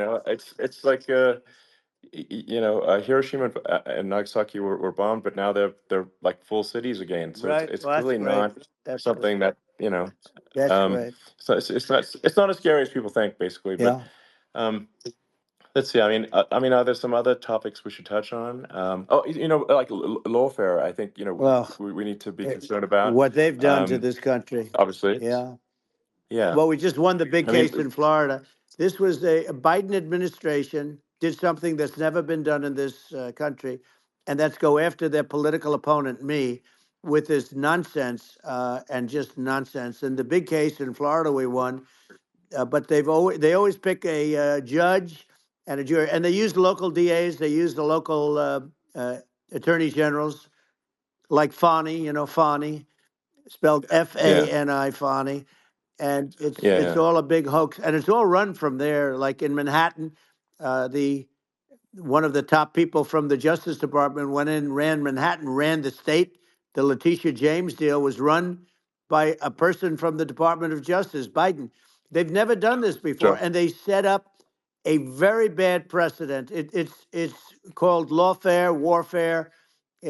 yeah, It's a terrible thing, and never happened in our country. It does happen in banana republics and third world countries, but it's never yeah, happened. And the incredible thing is it actually drove my numbers up because people see, fortunately I have a platform like you or, in all fairness, like a conversation like this where I can talk about it and people understand. I mean, you fight for election integrity and you end up getting indicted because you're fighting for election integrity. And when the day comes that you can't fight for election integrity, you don't have a country anymore. So what yeah, happens is they went after their political opponent, me. Now Biden's, close to vegetable stage, in my opinion. Okay, I looked at him today on the beach, and I said, why would anybody allow him? The guy could barely walk. Why would anybody allow him? Does yeah, he have a political advisor that thinks this looks good? He thinks this looks good because it looks so bad, and it's ridiculous. I mean, and he's been doing right, that right, for a long time. He can't lift the chair. The chair weighs about 3 ounces. It's meant for children and old people to lift, and he can't yeah. lift it.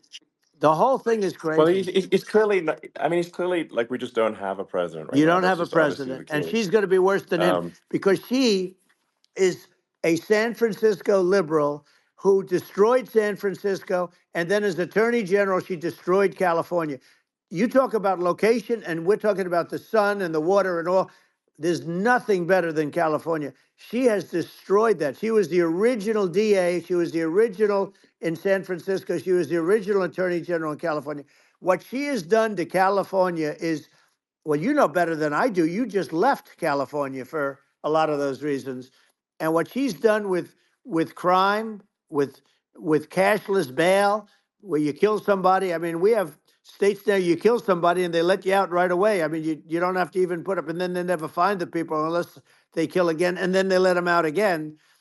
Our Yeah. country is becoming a very dangerous place.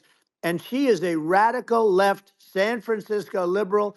And now she's trying to protect. Now she's looking like she wants to be more Trump than Trump, if that's possible. I don't think it's possible, but she wants to be more Trump than Well, Trump. yeah. I want a wall. I I I want, think that's you know, she yeah. wants to release all the Yeah. prisoners that are in detention, and some of these guys are really bad. Right. That just came Yeah, I out just saw today. that. She Yeah. doesn't want to build the wall, even though the walls work. Walls and wheels. You know, in your business, everything you do is obsolete. Almost, well, not the tunnels, but everything is obsolete. Even your rocket ships, they're like a month later, they're obsolete. You find a better way to. The only thing that's not obsolete is a wall and a wheel. And the wall, you know, I built hundreds of miles of wall, and that's why we had such good numbers. I was going to add Yeah. 200 miles. We bought it. We could have flipped it up in 3 weeks, and they sold it for 5 cents on the dollar. That meant I said, "Wow, that means that they actually do want to have open borders." She wants to have open borders, and now she's going like she's tough on the border. It's such a lie. Yeah, this is simply not true. Yeah, This is simply not no, and true. everybody Yeah, knows it's simply not not true. true. It's a disgrace that she can Yeah. say it. No, I mean, obviously, what's happening sort of overnight is they're rewriting history and making Kamala sound like a moderate when in fact she is far left, like far far Worse left. than Bernie Um, Sanders. She is considered more yeah, liberal by far than Bernie Sanders. She's a radical left lunatic. And if she's going to be our president, very quickly, you're not going to have a country anymore. And she'll go back to all of yeah, the things that she believes in. She believes in defunding the police. She believes in no fracking, zero. You don't. Now all of a yeah, sudden yeah, she's yeah. saying, "No, I will. I really want to see fracking." If they got in, the day she got in, she'll end fracking. And by the way, if people didn't think that, the lunatics that really believe in that, they won't vote for her. You know. Like the Yeah. Palestinians and Israel. She is so anti-Israel, and she's bad for both. Biden actually did something that was impossible. Both sides hate him. You know, both sides. That was a hard Yeah. thing to do. Unification. Yeah, no, no. I mean, Netanyahu came to give a talk to a joint Senate and House sitting, and I was there, and Kamala stood him up. What does that say? I think Um, it's highly that's disrespectful. And I say, if you're a Jewish person or if you believe in Israel, if you're a person that, you know, is a very pro-Israel, if you vote for her, it's worse than Biden. And Biden was bad. But if you vote for her, you ought to have your head examined. And you see tonight, I mean, as we're doing this, I'm seeing reports coming that they expect an attack tonight or tomorrow from hundreds and maybe thousands of rockets. You know, their Iron Dome, as they call it, as we all call it, but their shield that they build, that can be swamped. We'll use the term that's yeah, appropriate, swamped. But they yeah, swamp it by shooting enough missiles. You know this better than anybody. By shooting enough missiles, sure. they can't defend themselves. You know, they just obliterate the whole Yeah, place. And that's what some people think they're looking to do. And we have no leadership. There's no respect for the United States of America with these people. And I'm telling you, yeah, she'll be worse than him because she's a believer yeah. No, in I being think you're right. radical left, and he wasn't. I think you're right. I mean, you really, it's important for the public that may be listening to this to look at Kamala's track record, before the last like month, and say, is that a track record you agree with? And I think if you're an independent moderate, you definitely would not agree with it, because it is her behavior has been far left, and we're seeing just an overnight propaganda attempt to rewrite history and make it sound like Kamala's moderate when she in fact is not moderate. Well, Um, so I her think that, running mate approved, signed into legislation, tampons in boys' bathrooms. Okay, now yeah, that's yeah, all that's I have weird. to hear. Tampons in That's boys' weird. bathrooms, and that means she believes Yeah, in that too. I mean, yeah, that's she not picked okay. this guy because he was the closest to her. A lot of people thought she'd pick sort of the opposite, but she picked an anti-Israel radical left person. but she is far worse, they say, than Bernie Sanders. If we have her as a president, if we have a Democrat at this moment as the president, I don't think our country can survive. I think it's a massive. I think we're in massive trouble, frankly, with the Kamala administration, and that's my honest opinion. Um, and uh, and I think really it's essential that you win for the good of the country for this election. And I mean that's I'm just stating my opinion. Now you know you may have seen this, but I got a letter from the EU Commission, like saying, you know, to not have disinformation on the during this discussion that we're having, like, and you know, there's a lot of attempts to do censorship and to force censorship even on Americans from other countries, and um, you know, what do you think about that? Well, I know the European Union very well. They take great advantage of the United States in trade, as you know.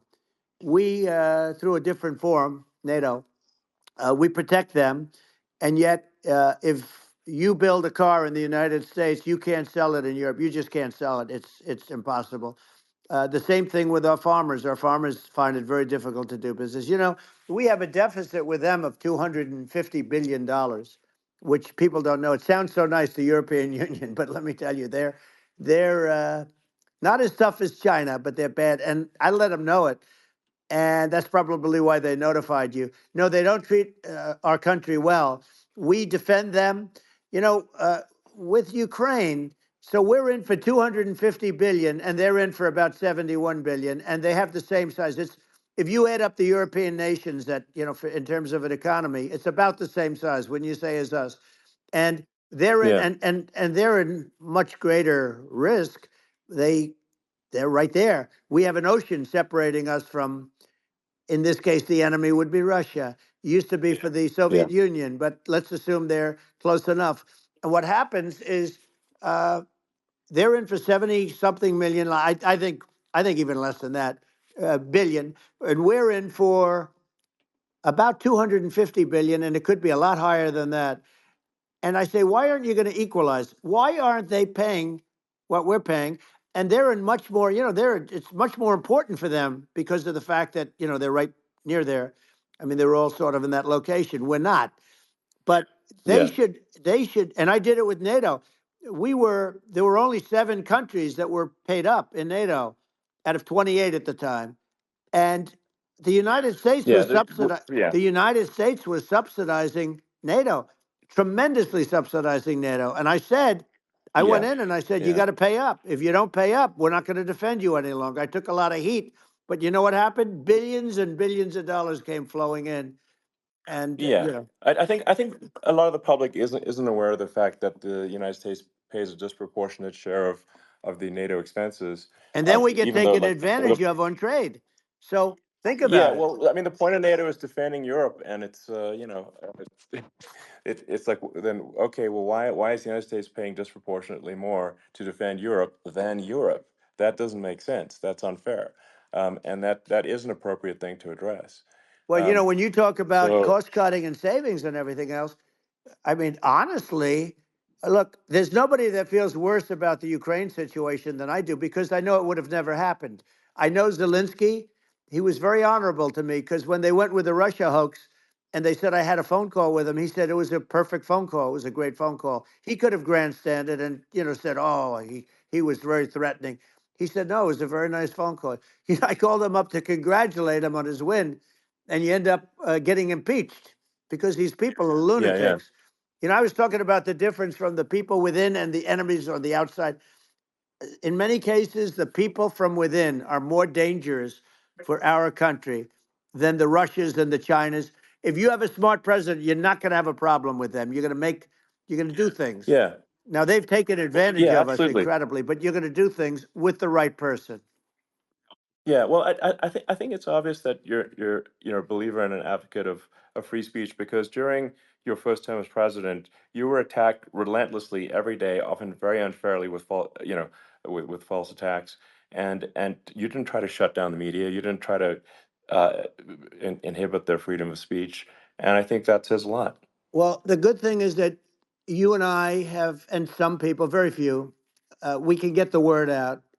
Although sometimes it's hard because they don't want to print it. Like we're having a great conversation right now. Kamala wouldn't have this conversation. She can't because she's not No. smart. She's not a smart person, by the way. She can't have this conversation. And Biden, we don't even have to talk about it. I mean, he couldn't have this conversation. He would have given up on the first half of a question. He would have walked out. He would have said, "Where am I? Where am I going?" So anyway, but Yeah, no, he wouldn't have this. that's true. Not a lot of people would have this conversation, but we cover a lot of territory. But the beauty is that we can have a conversation, and Yes, you I'm can actually able have a to get it conversation. out without because I get treated This is a unfairly this by is a the really press. big point. You can actually have a conversation with you, Yeah, it's nice, isn't it? and you can't have a conversation with Biden or Kamala. It's like not. It's not possible. That's true. Um, It's so this is like talking to an NPC. no. So it's just Well, impossible. but think of it. We need a man or person who's unbelievably sharp in order to stop all the nuclear danger and all the dangers that I'm talking about. And I got along with all these. I got along with Kim Jong Un. We had dinner, we had everything, and he really liked me, and I got along with him really well. By the way, he's the absolute boss over there. A lot of people said, "Oh, do you think he really?" That's for Let me sure. tell you, I saw things that you don't want to know about. He is the boss. But we had a good relationship, and he doesn't like Biden. He considers him a stupid man. He said he's a stupid man. Well, at least he speaks his mind. But in this country, you're not sort of allowed to say it, but I guess you are. You should be allowed to say it if Yeah, it's true. But we need smart people, and we need people that have an ability to lead. And she doesn't have that ability. Can you imagine? Now, yeah. Chairman Xi very well. Can you imagine her and him negotiating, or No, it's even silly. It would be standing silly. together? It is, the whole Yeah. concept is ridiculous. She is terrible. She's terrible. But she's getting a free ride. I It saw a would. picture of her Yeah, yeah, on Time Magazine today. She looks like the most beautiful actress ever to live. It was a drawing, and yeah, actually, yeah. she looked very much like our great first lady, Melania. She looked, didn't look, Yeah. she didn't look like Camilla. That's right. But of course, she's a beautiful woman, so we'll leave it at that, right? Yeah, well, maybe like I think part of what people in America want to, people in America want to feel excited and inspired about the future. They want to feel like the It's future is true. going to be better than the past, and that America is going to do things that are greater than we've done in the past, reach Right. new heights that make you proud to be an American, and excited about the future. Um, They want the and I American think dream this, back. They want the American dream back. More important than anything else. It's like you don't have that today because the people they've been just sucked. They see incompetent people running our. You know, the Biden thing is very interesting. People just found him to be incompetent, and when I debated him, I was like, "Is this for real?" It was Yeah, it was just absurd. But I think there are like some grand projects that we could do. I mean, I think like we could build a base on the moon. We could send American astronauts to Mars. We right. could build high speed Yep. connections that are more advanced than anything else in the world between our cities, so people have fast transport. Um, that it's possible to solve traffic with tunnels. That's right. We already made great progress in Vegas doing that, and and just do things that are exciting and inspiring and make the future feel like it's better than the past. Well, I saw And what you did in Vegas, and I'll tell you, it was amazing. I got to see. I took a big glimpse at it, and it's incredible. It's incredible, and you could do that all over. You could do that all over. It's deep. yeah, You and don't that's even need much structure. Assuming you're in the right areas. no, it's It's straightforward. amazing. So like I think we could do some things that like China's got incredible high speed rail between its cities, but I think it's actually possible with tunnels if with deregulation with an ability to actually where it's like legal to actually do the tunnels. Then you could have high speed tunnels that are actually better than anything else in the world for high speed transport between Yeah. cities, and that would be something that Americans can say, "Wow, okay, we've got something that's cooler than anyone else in the Yeah. world." That's the kind of thing that makes you proud to be an And American. much safer than surface trains where there is a danger there, with people, with crazy Yeah, people. It's much safer, much better. And, it's sad because I've seen some of the greatest trains. I find it fascinating, and I've seen the systems and how they work, and the bullet trains they call them, I guess, and Yeah, they go unbelievably fast, unbelievably comfortable, with no problems, and we don't have anything like that in this country, not even close. And yeah. it doesn't make sense that we don't. Doesn't make sense. Yeah, and I think also like there's I'm kind of hopping on the excess regulation, but I think something that um that I think people can generally understand is that what happens with laws and regulations is that there's more and more of them every year, and unless there's a process to clean them up, eventually everything becomes You're right. illegal, and that actually it slows down the development of new technologies.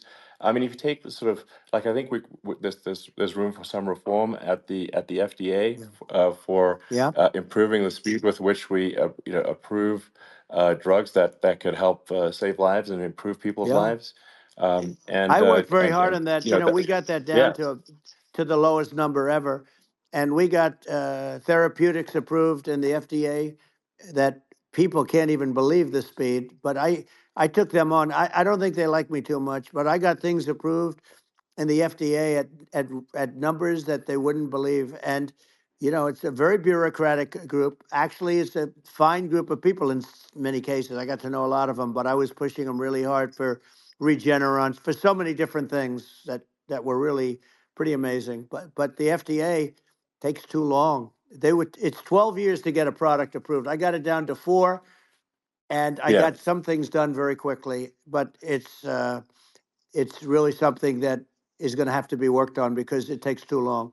Just takes too long. Yeah, it just takes too long, and it's you end up in the same with the approval, but it just it takes years instead of something that I think could potentially take Yeah, months, that improves people's lives. And I yeah, think and but I just wanted to sort of hop on this point that like there has to be an active process for reducing rules and regulations, because otherwise they just keep building up every year, and yep, you get like hardening of the arteries, and eventually everything's illegal or takes forever, and then we just we just ossify as a society. We can't make any yeah. progress, and that's it's a really big Well, deal. Elon, just So getting back to the FDA for 1 second, I got something done called Right to Try.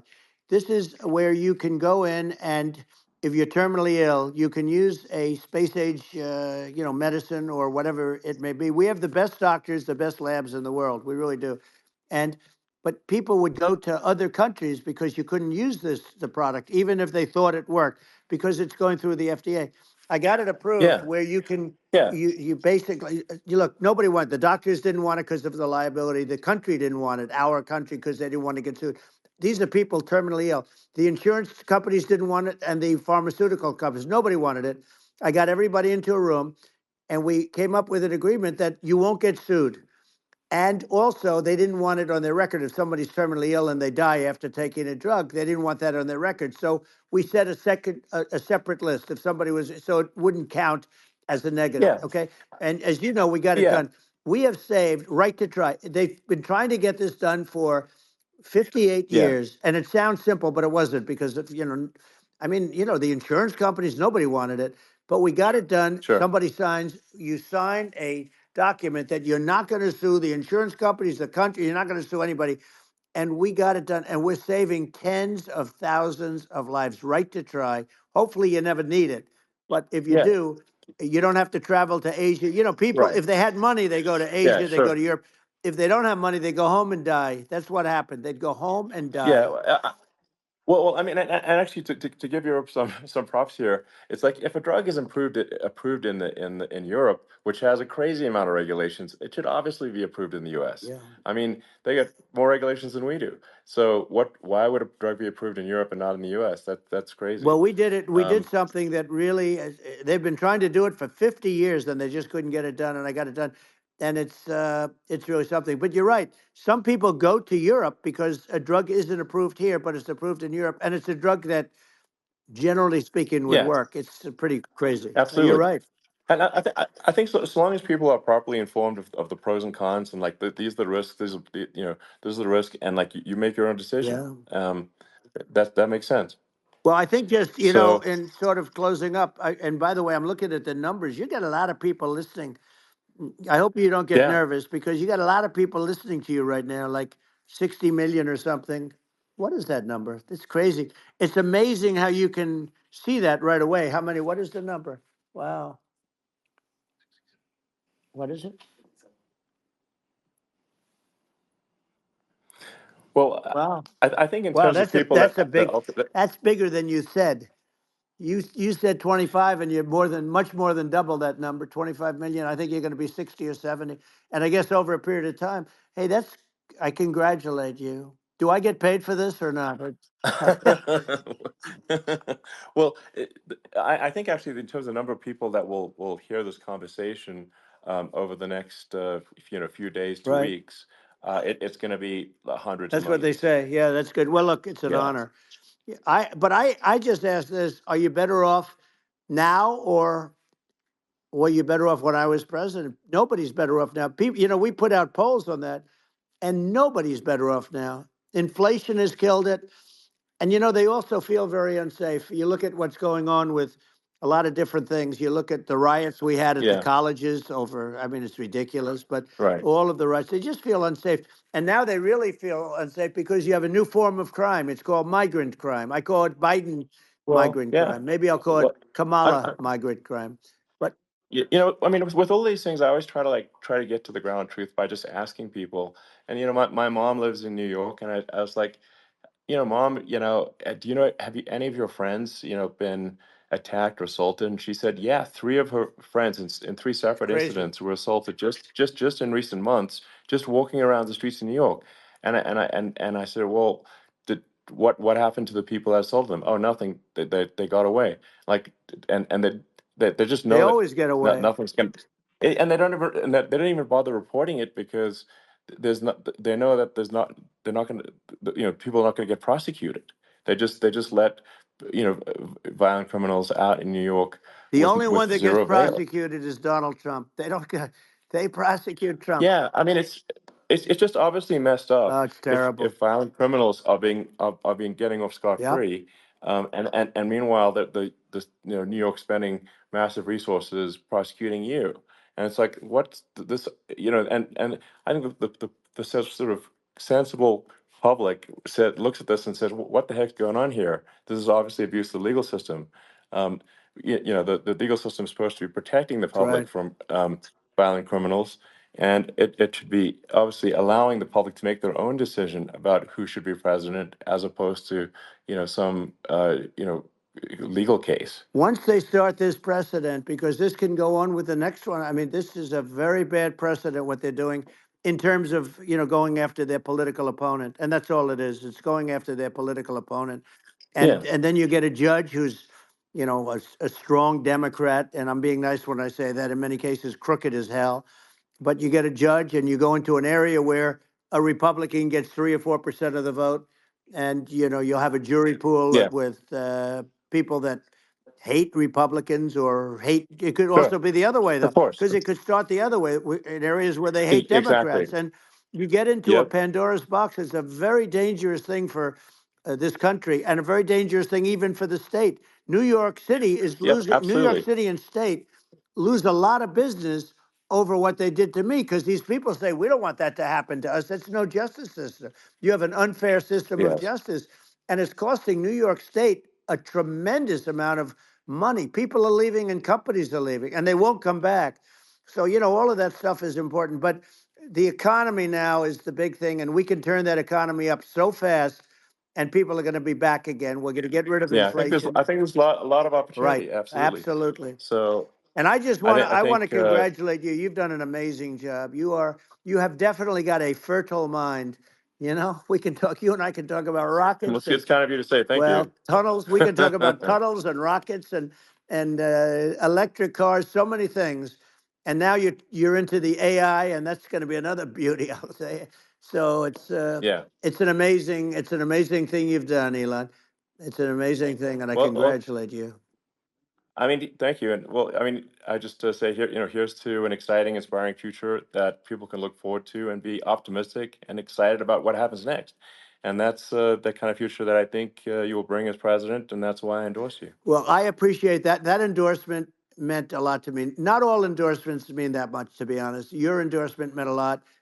And, we have a phrase, make America great again. It's pretty simple, but it really says that we want to make America great again. And we can do it. We can do it now. But if we were going to suffer another 4 years like we've suffered for the last 4 years, I'm not sure the country can ever come back. That's how bad it is. It's so bad. We have to do a I lot of think that's a things. very real Yeah, risk. it's a big That's a risk. very real risk. Yeah. And it's, I'd just like to note to people listening, like I've not been very political before, and if you look at my record, I've actually been I'm not like some they try to paint me as like a far right guy, which is absurd because I'm like making electric vehicles and solar and batteries helping with the environment, and and I actually I supported Obama. I stood in line for 6 hours to shake Obama's hand when he was running for president, and so it's not like I'm like some sort of dyed in the wool long term Republican. I call myself, uh, historically a moderate Democrat, but now I feel like we're really at a critical juncture for the country, and uh, I think a lot of people thought the Biden administration would be a moderate administration, but it's not, and obviously we're just going to see an even further left uh, administration with Kamala. That's my honest opinion. I mean, her dad is literally. I mean, she was brought up as an actual. Her dad is a Marxist economist. That's you can Google it. I mean, it's not a. We're not making this up. That's how she was brought up. So. And we want to have a future that is prosperous, and I think we're just at this critical juncture, and I think this is a case of the America is going to at a fork in the road, It's true. and I think it will take if the path to, like you are the path to prosperity, and I think Kamala is the opposite. Then that's my honest opinion. I'm gonna get attacked like crazy, and I've also experienced quite a bit of lawfare myself. And but I'm just trying to tell people my honest opinion, and I haven't been really active in politics before, and I'm just trying to point out that my track record historically has been moderate, if not moderate, slightly left, and so this is to people out there who are in the moderate camp to say I think you should support um, Donald Trump for president. And I think it's actually a very important junction in the road, and we're in deep trouble if it goes the other way. Well, I want to thank you. And, I actually always did think of you as somewhat left. I must say that. So it's uh, it's Yeah. even more of an Well, that's honor to have yeah. your endorsement. I know how strong you feel about it. But, when you think of her, San Francisco 15 years ago, I had a great friend, Bob Tish. He said it's the greatest city in America, and now it's almost not livable there. And California likewise. And she was involved in the destruction of San Francisco and the destruction of California, and she will be involved in the destruction of our country if people are so unwise as to elect her. And I hope that doesn't happen, and I hope the elections are going to be run honestly, and we're going to turn this country around. We're going to do things and we can do it fairly quickly. And we have to get rid of the criminals that have been, given to us by other countries as they laugh. They laugh at Yeah. us. They think we're stupid to accept these people. These are radical, stone cold killers in many cases and terrorists. And they're in our country by the hundreds of thousands. Yeah. And we have to take Yeah. them out. Yeah, I mean, if I could summarize it, perhaps, I think these are issues that I think most people in America would agree with, which is that we want safe and clean cities, we want secure borders, we want sensible government spending, we want to restore both the perception and reality of respect in the judicial system, just, stop the lawfare, and I think that's like, and how are those even right wing positions? I think those are that's just common sense, and that's I mean, would you agree with that? 100%. I don't understand, the whole, they call it progressive. They don't like the word liberal anymore, but call it liberal or progressive. I don't understand how somebody could say that it's okay for them to empty prisons into our country. And again, I told you their Yeah, crime rates definitely all not over the world okay. are going way down, which makes sense. In fact, the next time what we'll do is if something happens with this election, which would be a horror show, we'll meet the next time in Venezuela because it'll be a far safer place to meet than our country. Okay, so we'll go. You and I will go, and we'll have a meeting and dinner in Venezuela because that's what's happening. Their crime rate's coming down, and our crime rate's going through the roof. And it's so simple. And you haven't seen anything yet because these people have come into our country and they're just getting acclimated, and they don't know about being politically correct law enforcement or lack of law enforcement. And our police, I have to just end with this. We have great police, we have great law enforcement, but they're not allowed to do their job. They have to be able to do their Yeah. job without being destroyed. Well, absolutely, and it's obviously demoralizing if you're a police officer risking your life to to arrest violent criminals who could kill you and do kill you sometimes, and then you arrest the violent criminal and then the DA doesn't prosecute and they just let the guy out. Right. Well, then like why should a police officer risk their life uh, to arrest a violent felon Well, even worse, if Elon, nothing's going to happen? even worse, they prosecute the police officer. They go after it and they prosecute the police officer and they take away his pension. They take away his Yeah. job. He loses his family. He loses his house. Well, I thought it was very telling, like incredibly telling, that when there was that case where sort of a gang of thugs beat up police officers. I think it was in Times Yep. Square in New York, and and then nothing happened to those guys. They were let out zero bail, and I think a bunch of them were given free tickets to California.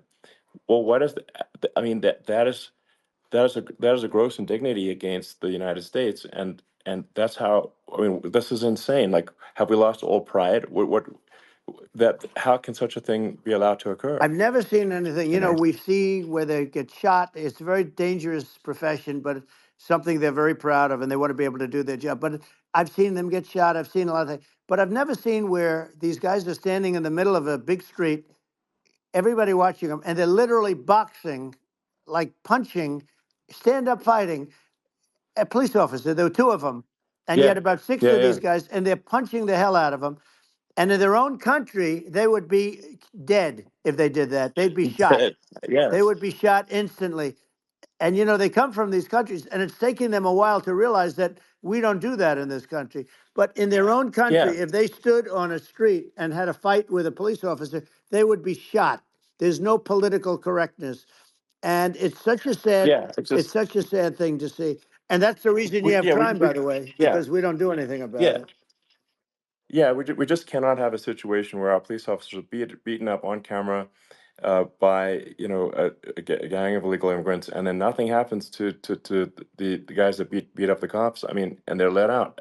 This is Well, we're going to unacceptable. change it, Um, and we're going to get them out of the country. When I first got involved, they said you couldn't get them back to these countries. You couldn't take them back. In the case of Guatemala, Honduras, El Salvador, some others, you couldn't get them back. And I said, really? Oh, you can't get them back because under Obama, he couldn't get them back. They'd fly them in, and they'd put planes on the runways in these countries, so you couldn't land a plane. They'd bring them back.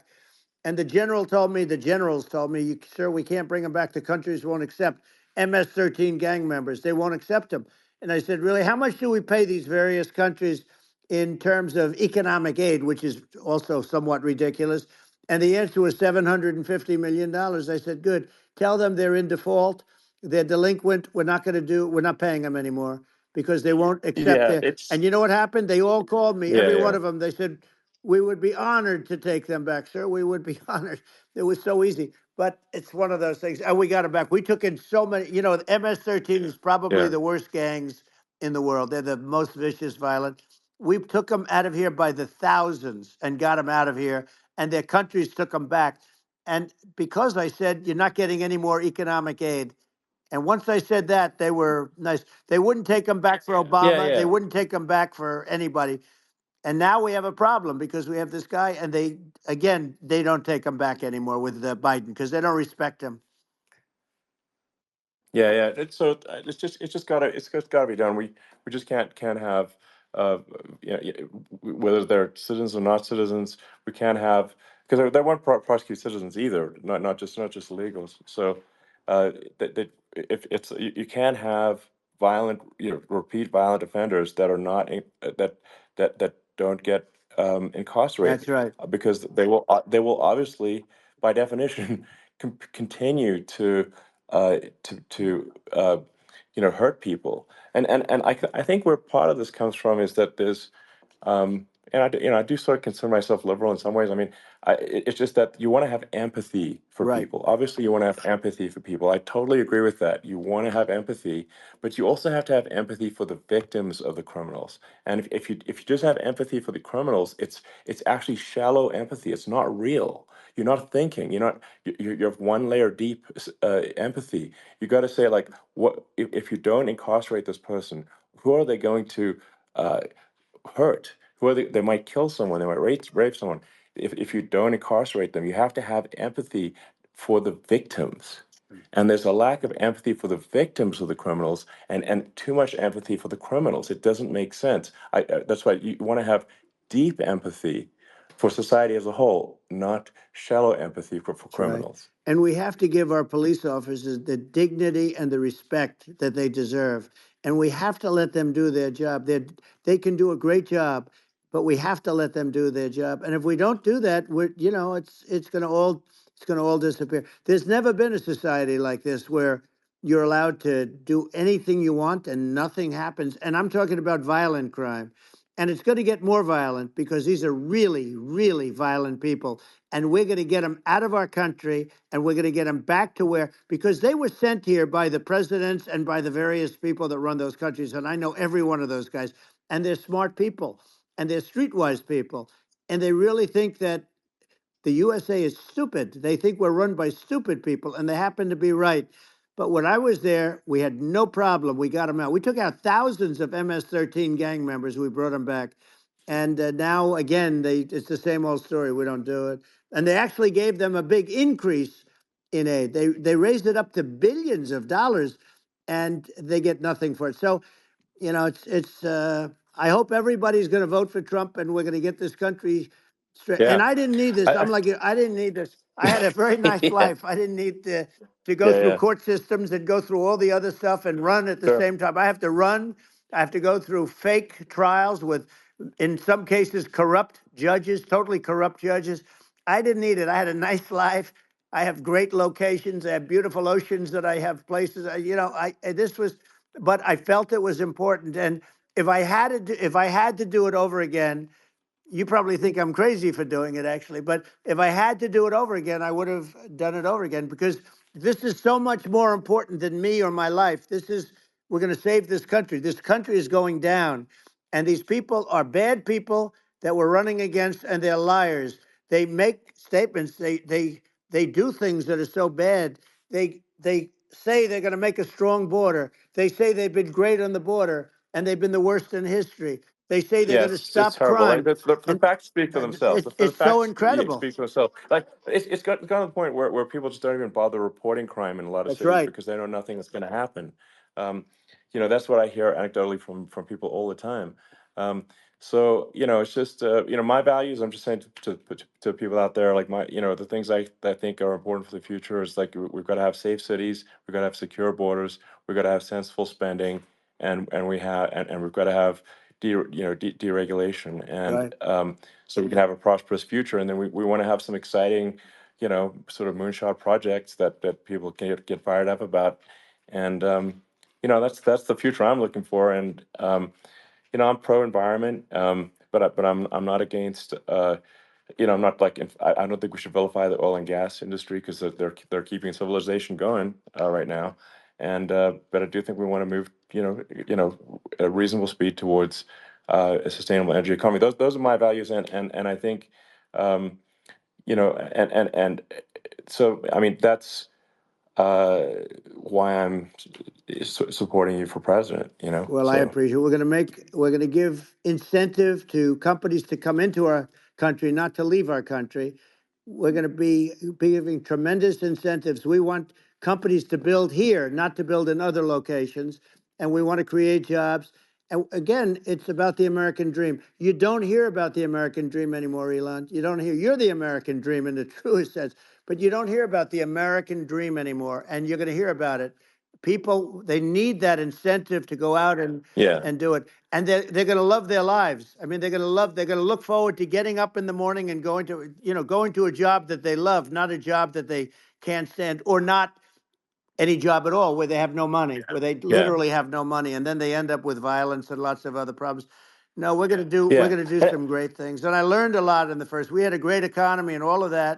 We rebuilt the military, we did so much, but I also learned, and I also learned the best people. I learned the good people, the smart people, the dumb people, the people that can do things. The people, you learn. When I first came in, I tell people I was in Washington D.C. only 17 times, according to the fake news media. I was in 17 times. I never stayed over. And you don't know people. You rely on other people to give you names, and then you realize the people you relied on weren't so good. Now, we had great people, but we also had some where I wouldn't have, used them had I known. Now I Yeah. know everybody. And I think we're going to really turn things around fast. We have no choice, otherwise we're not going to have a country. And I really appreciate this. Has been, to me, it's been a lot of fun being with you. You're an amazing guy. You've done an incredible job and a great inspiration to people, a great inspiration. And I hope you keep going and just continue to do well. And we're going to have a big election coming up. And I think November 5th will be the most important day in the history of our country. I think that election will be the most important election. And I think it'll end up being maybe the most important day in the history of our country, because if Yeah. we don't win, I just feel so sorry for everybody. No, I think we're at a fork in the road of destiny of civilization, and and I think we need to take the right path, and I think you're the right path. So I think Well, that's what it comes down to. thank you very much, Elon. It's a great honor, and we'll do it again sometime. And it's been really fun, and I hope you got a lot of viewers. I hear you got a lot, but I hope you Sure. got Yeah. I know you got a lot of them. So I appreciate it. I'll see you soon. All right. Sounds good. Thank you. Thank you, Elon. Thank you very much. Bye.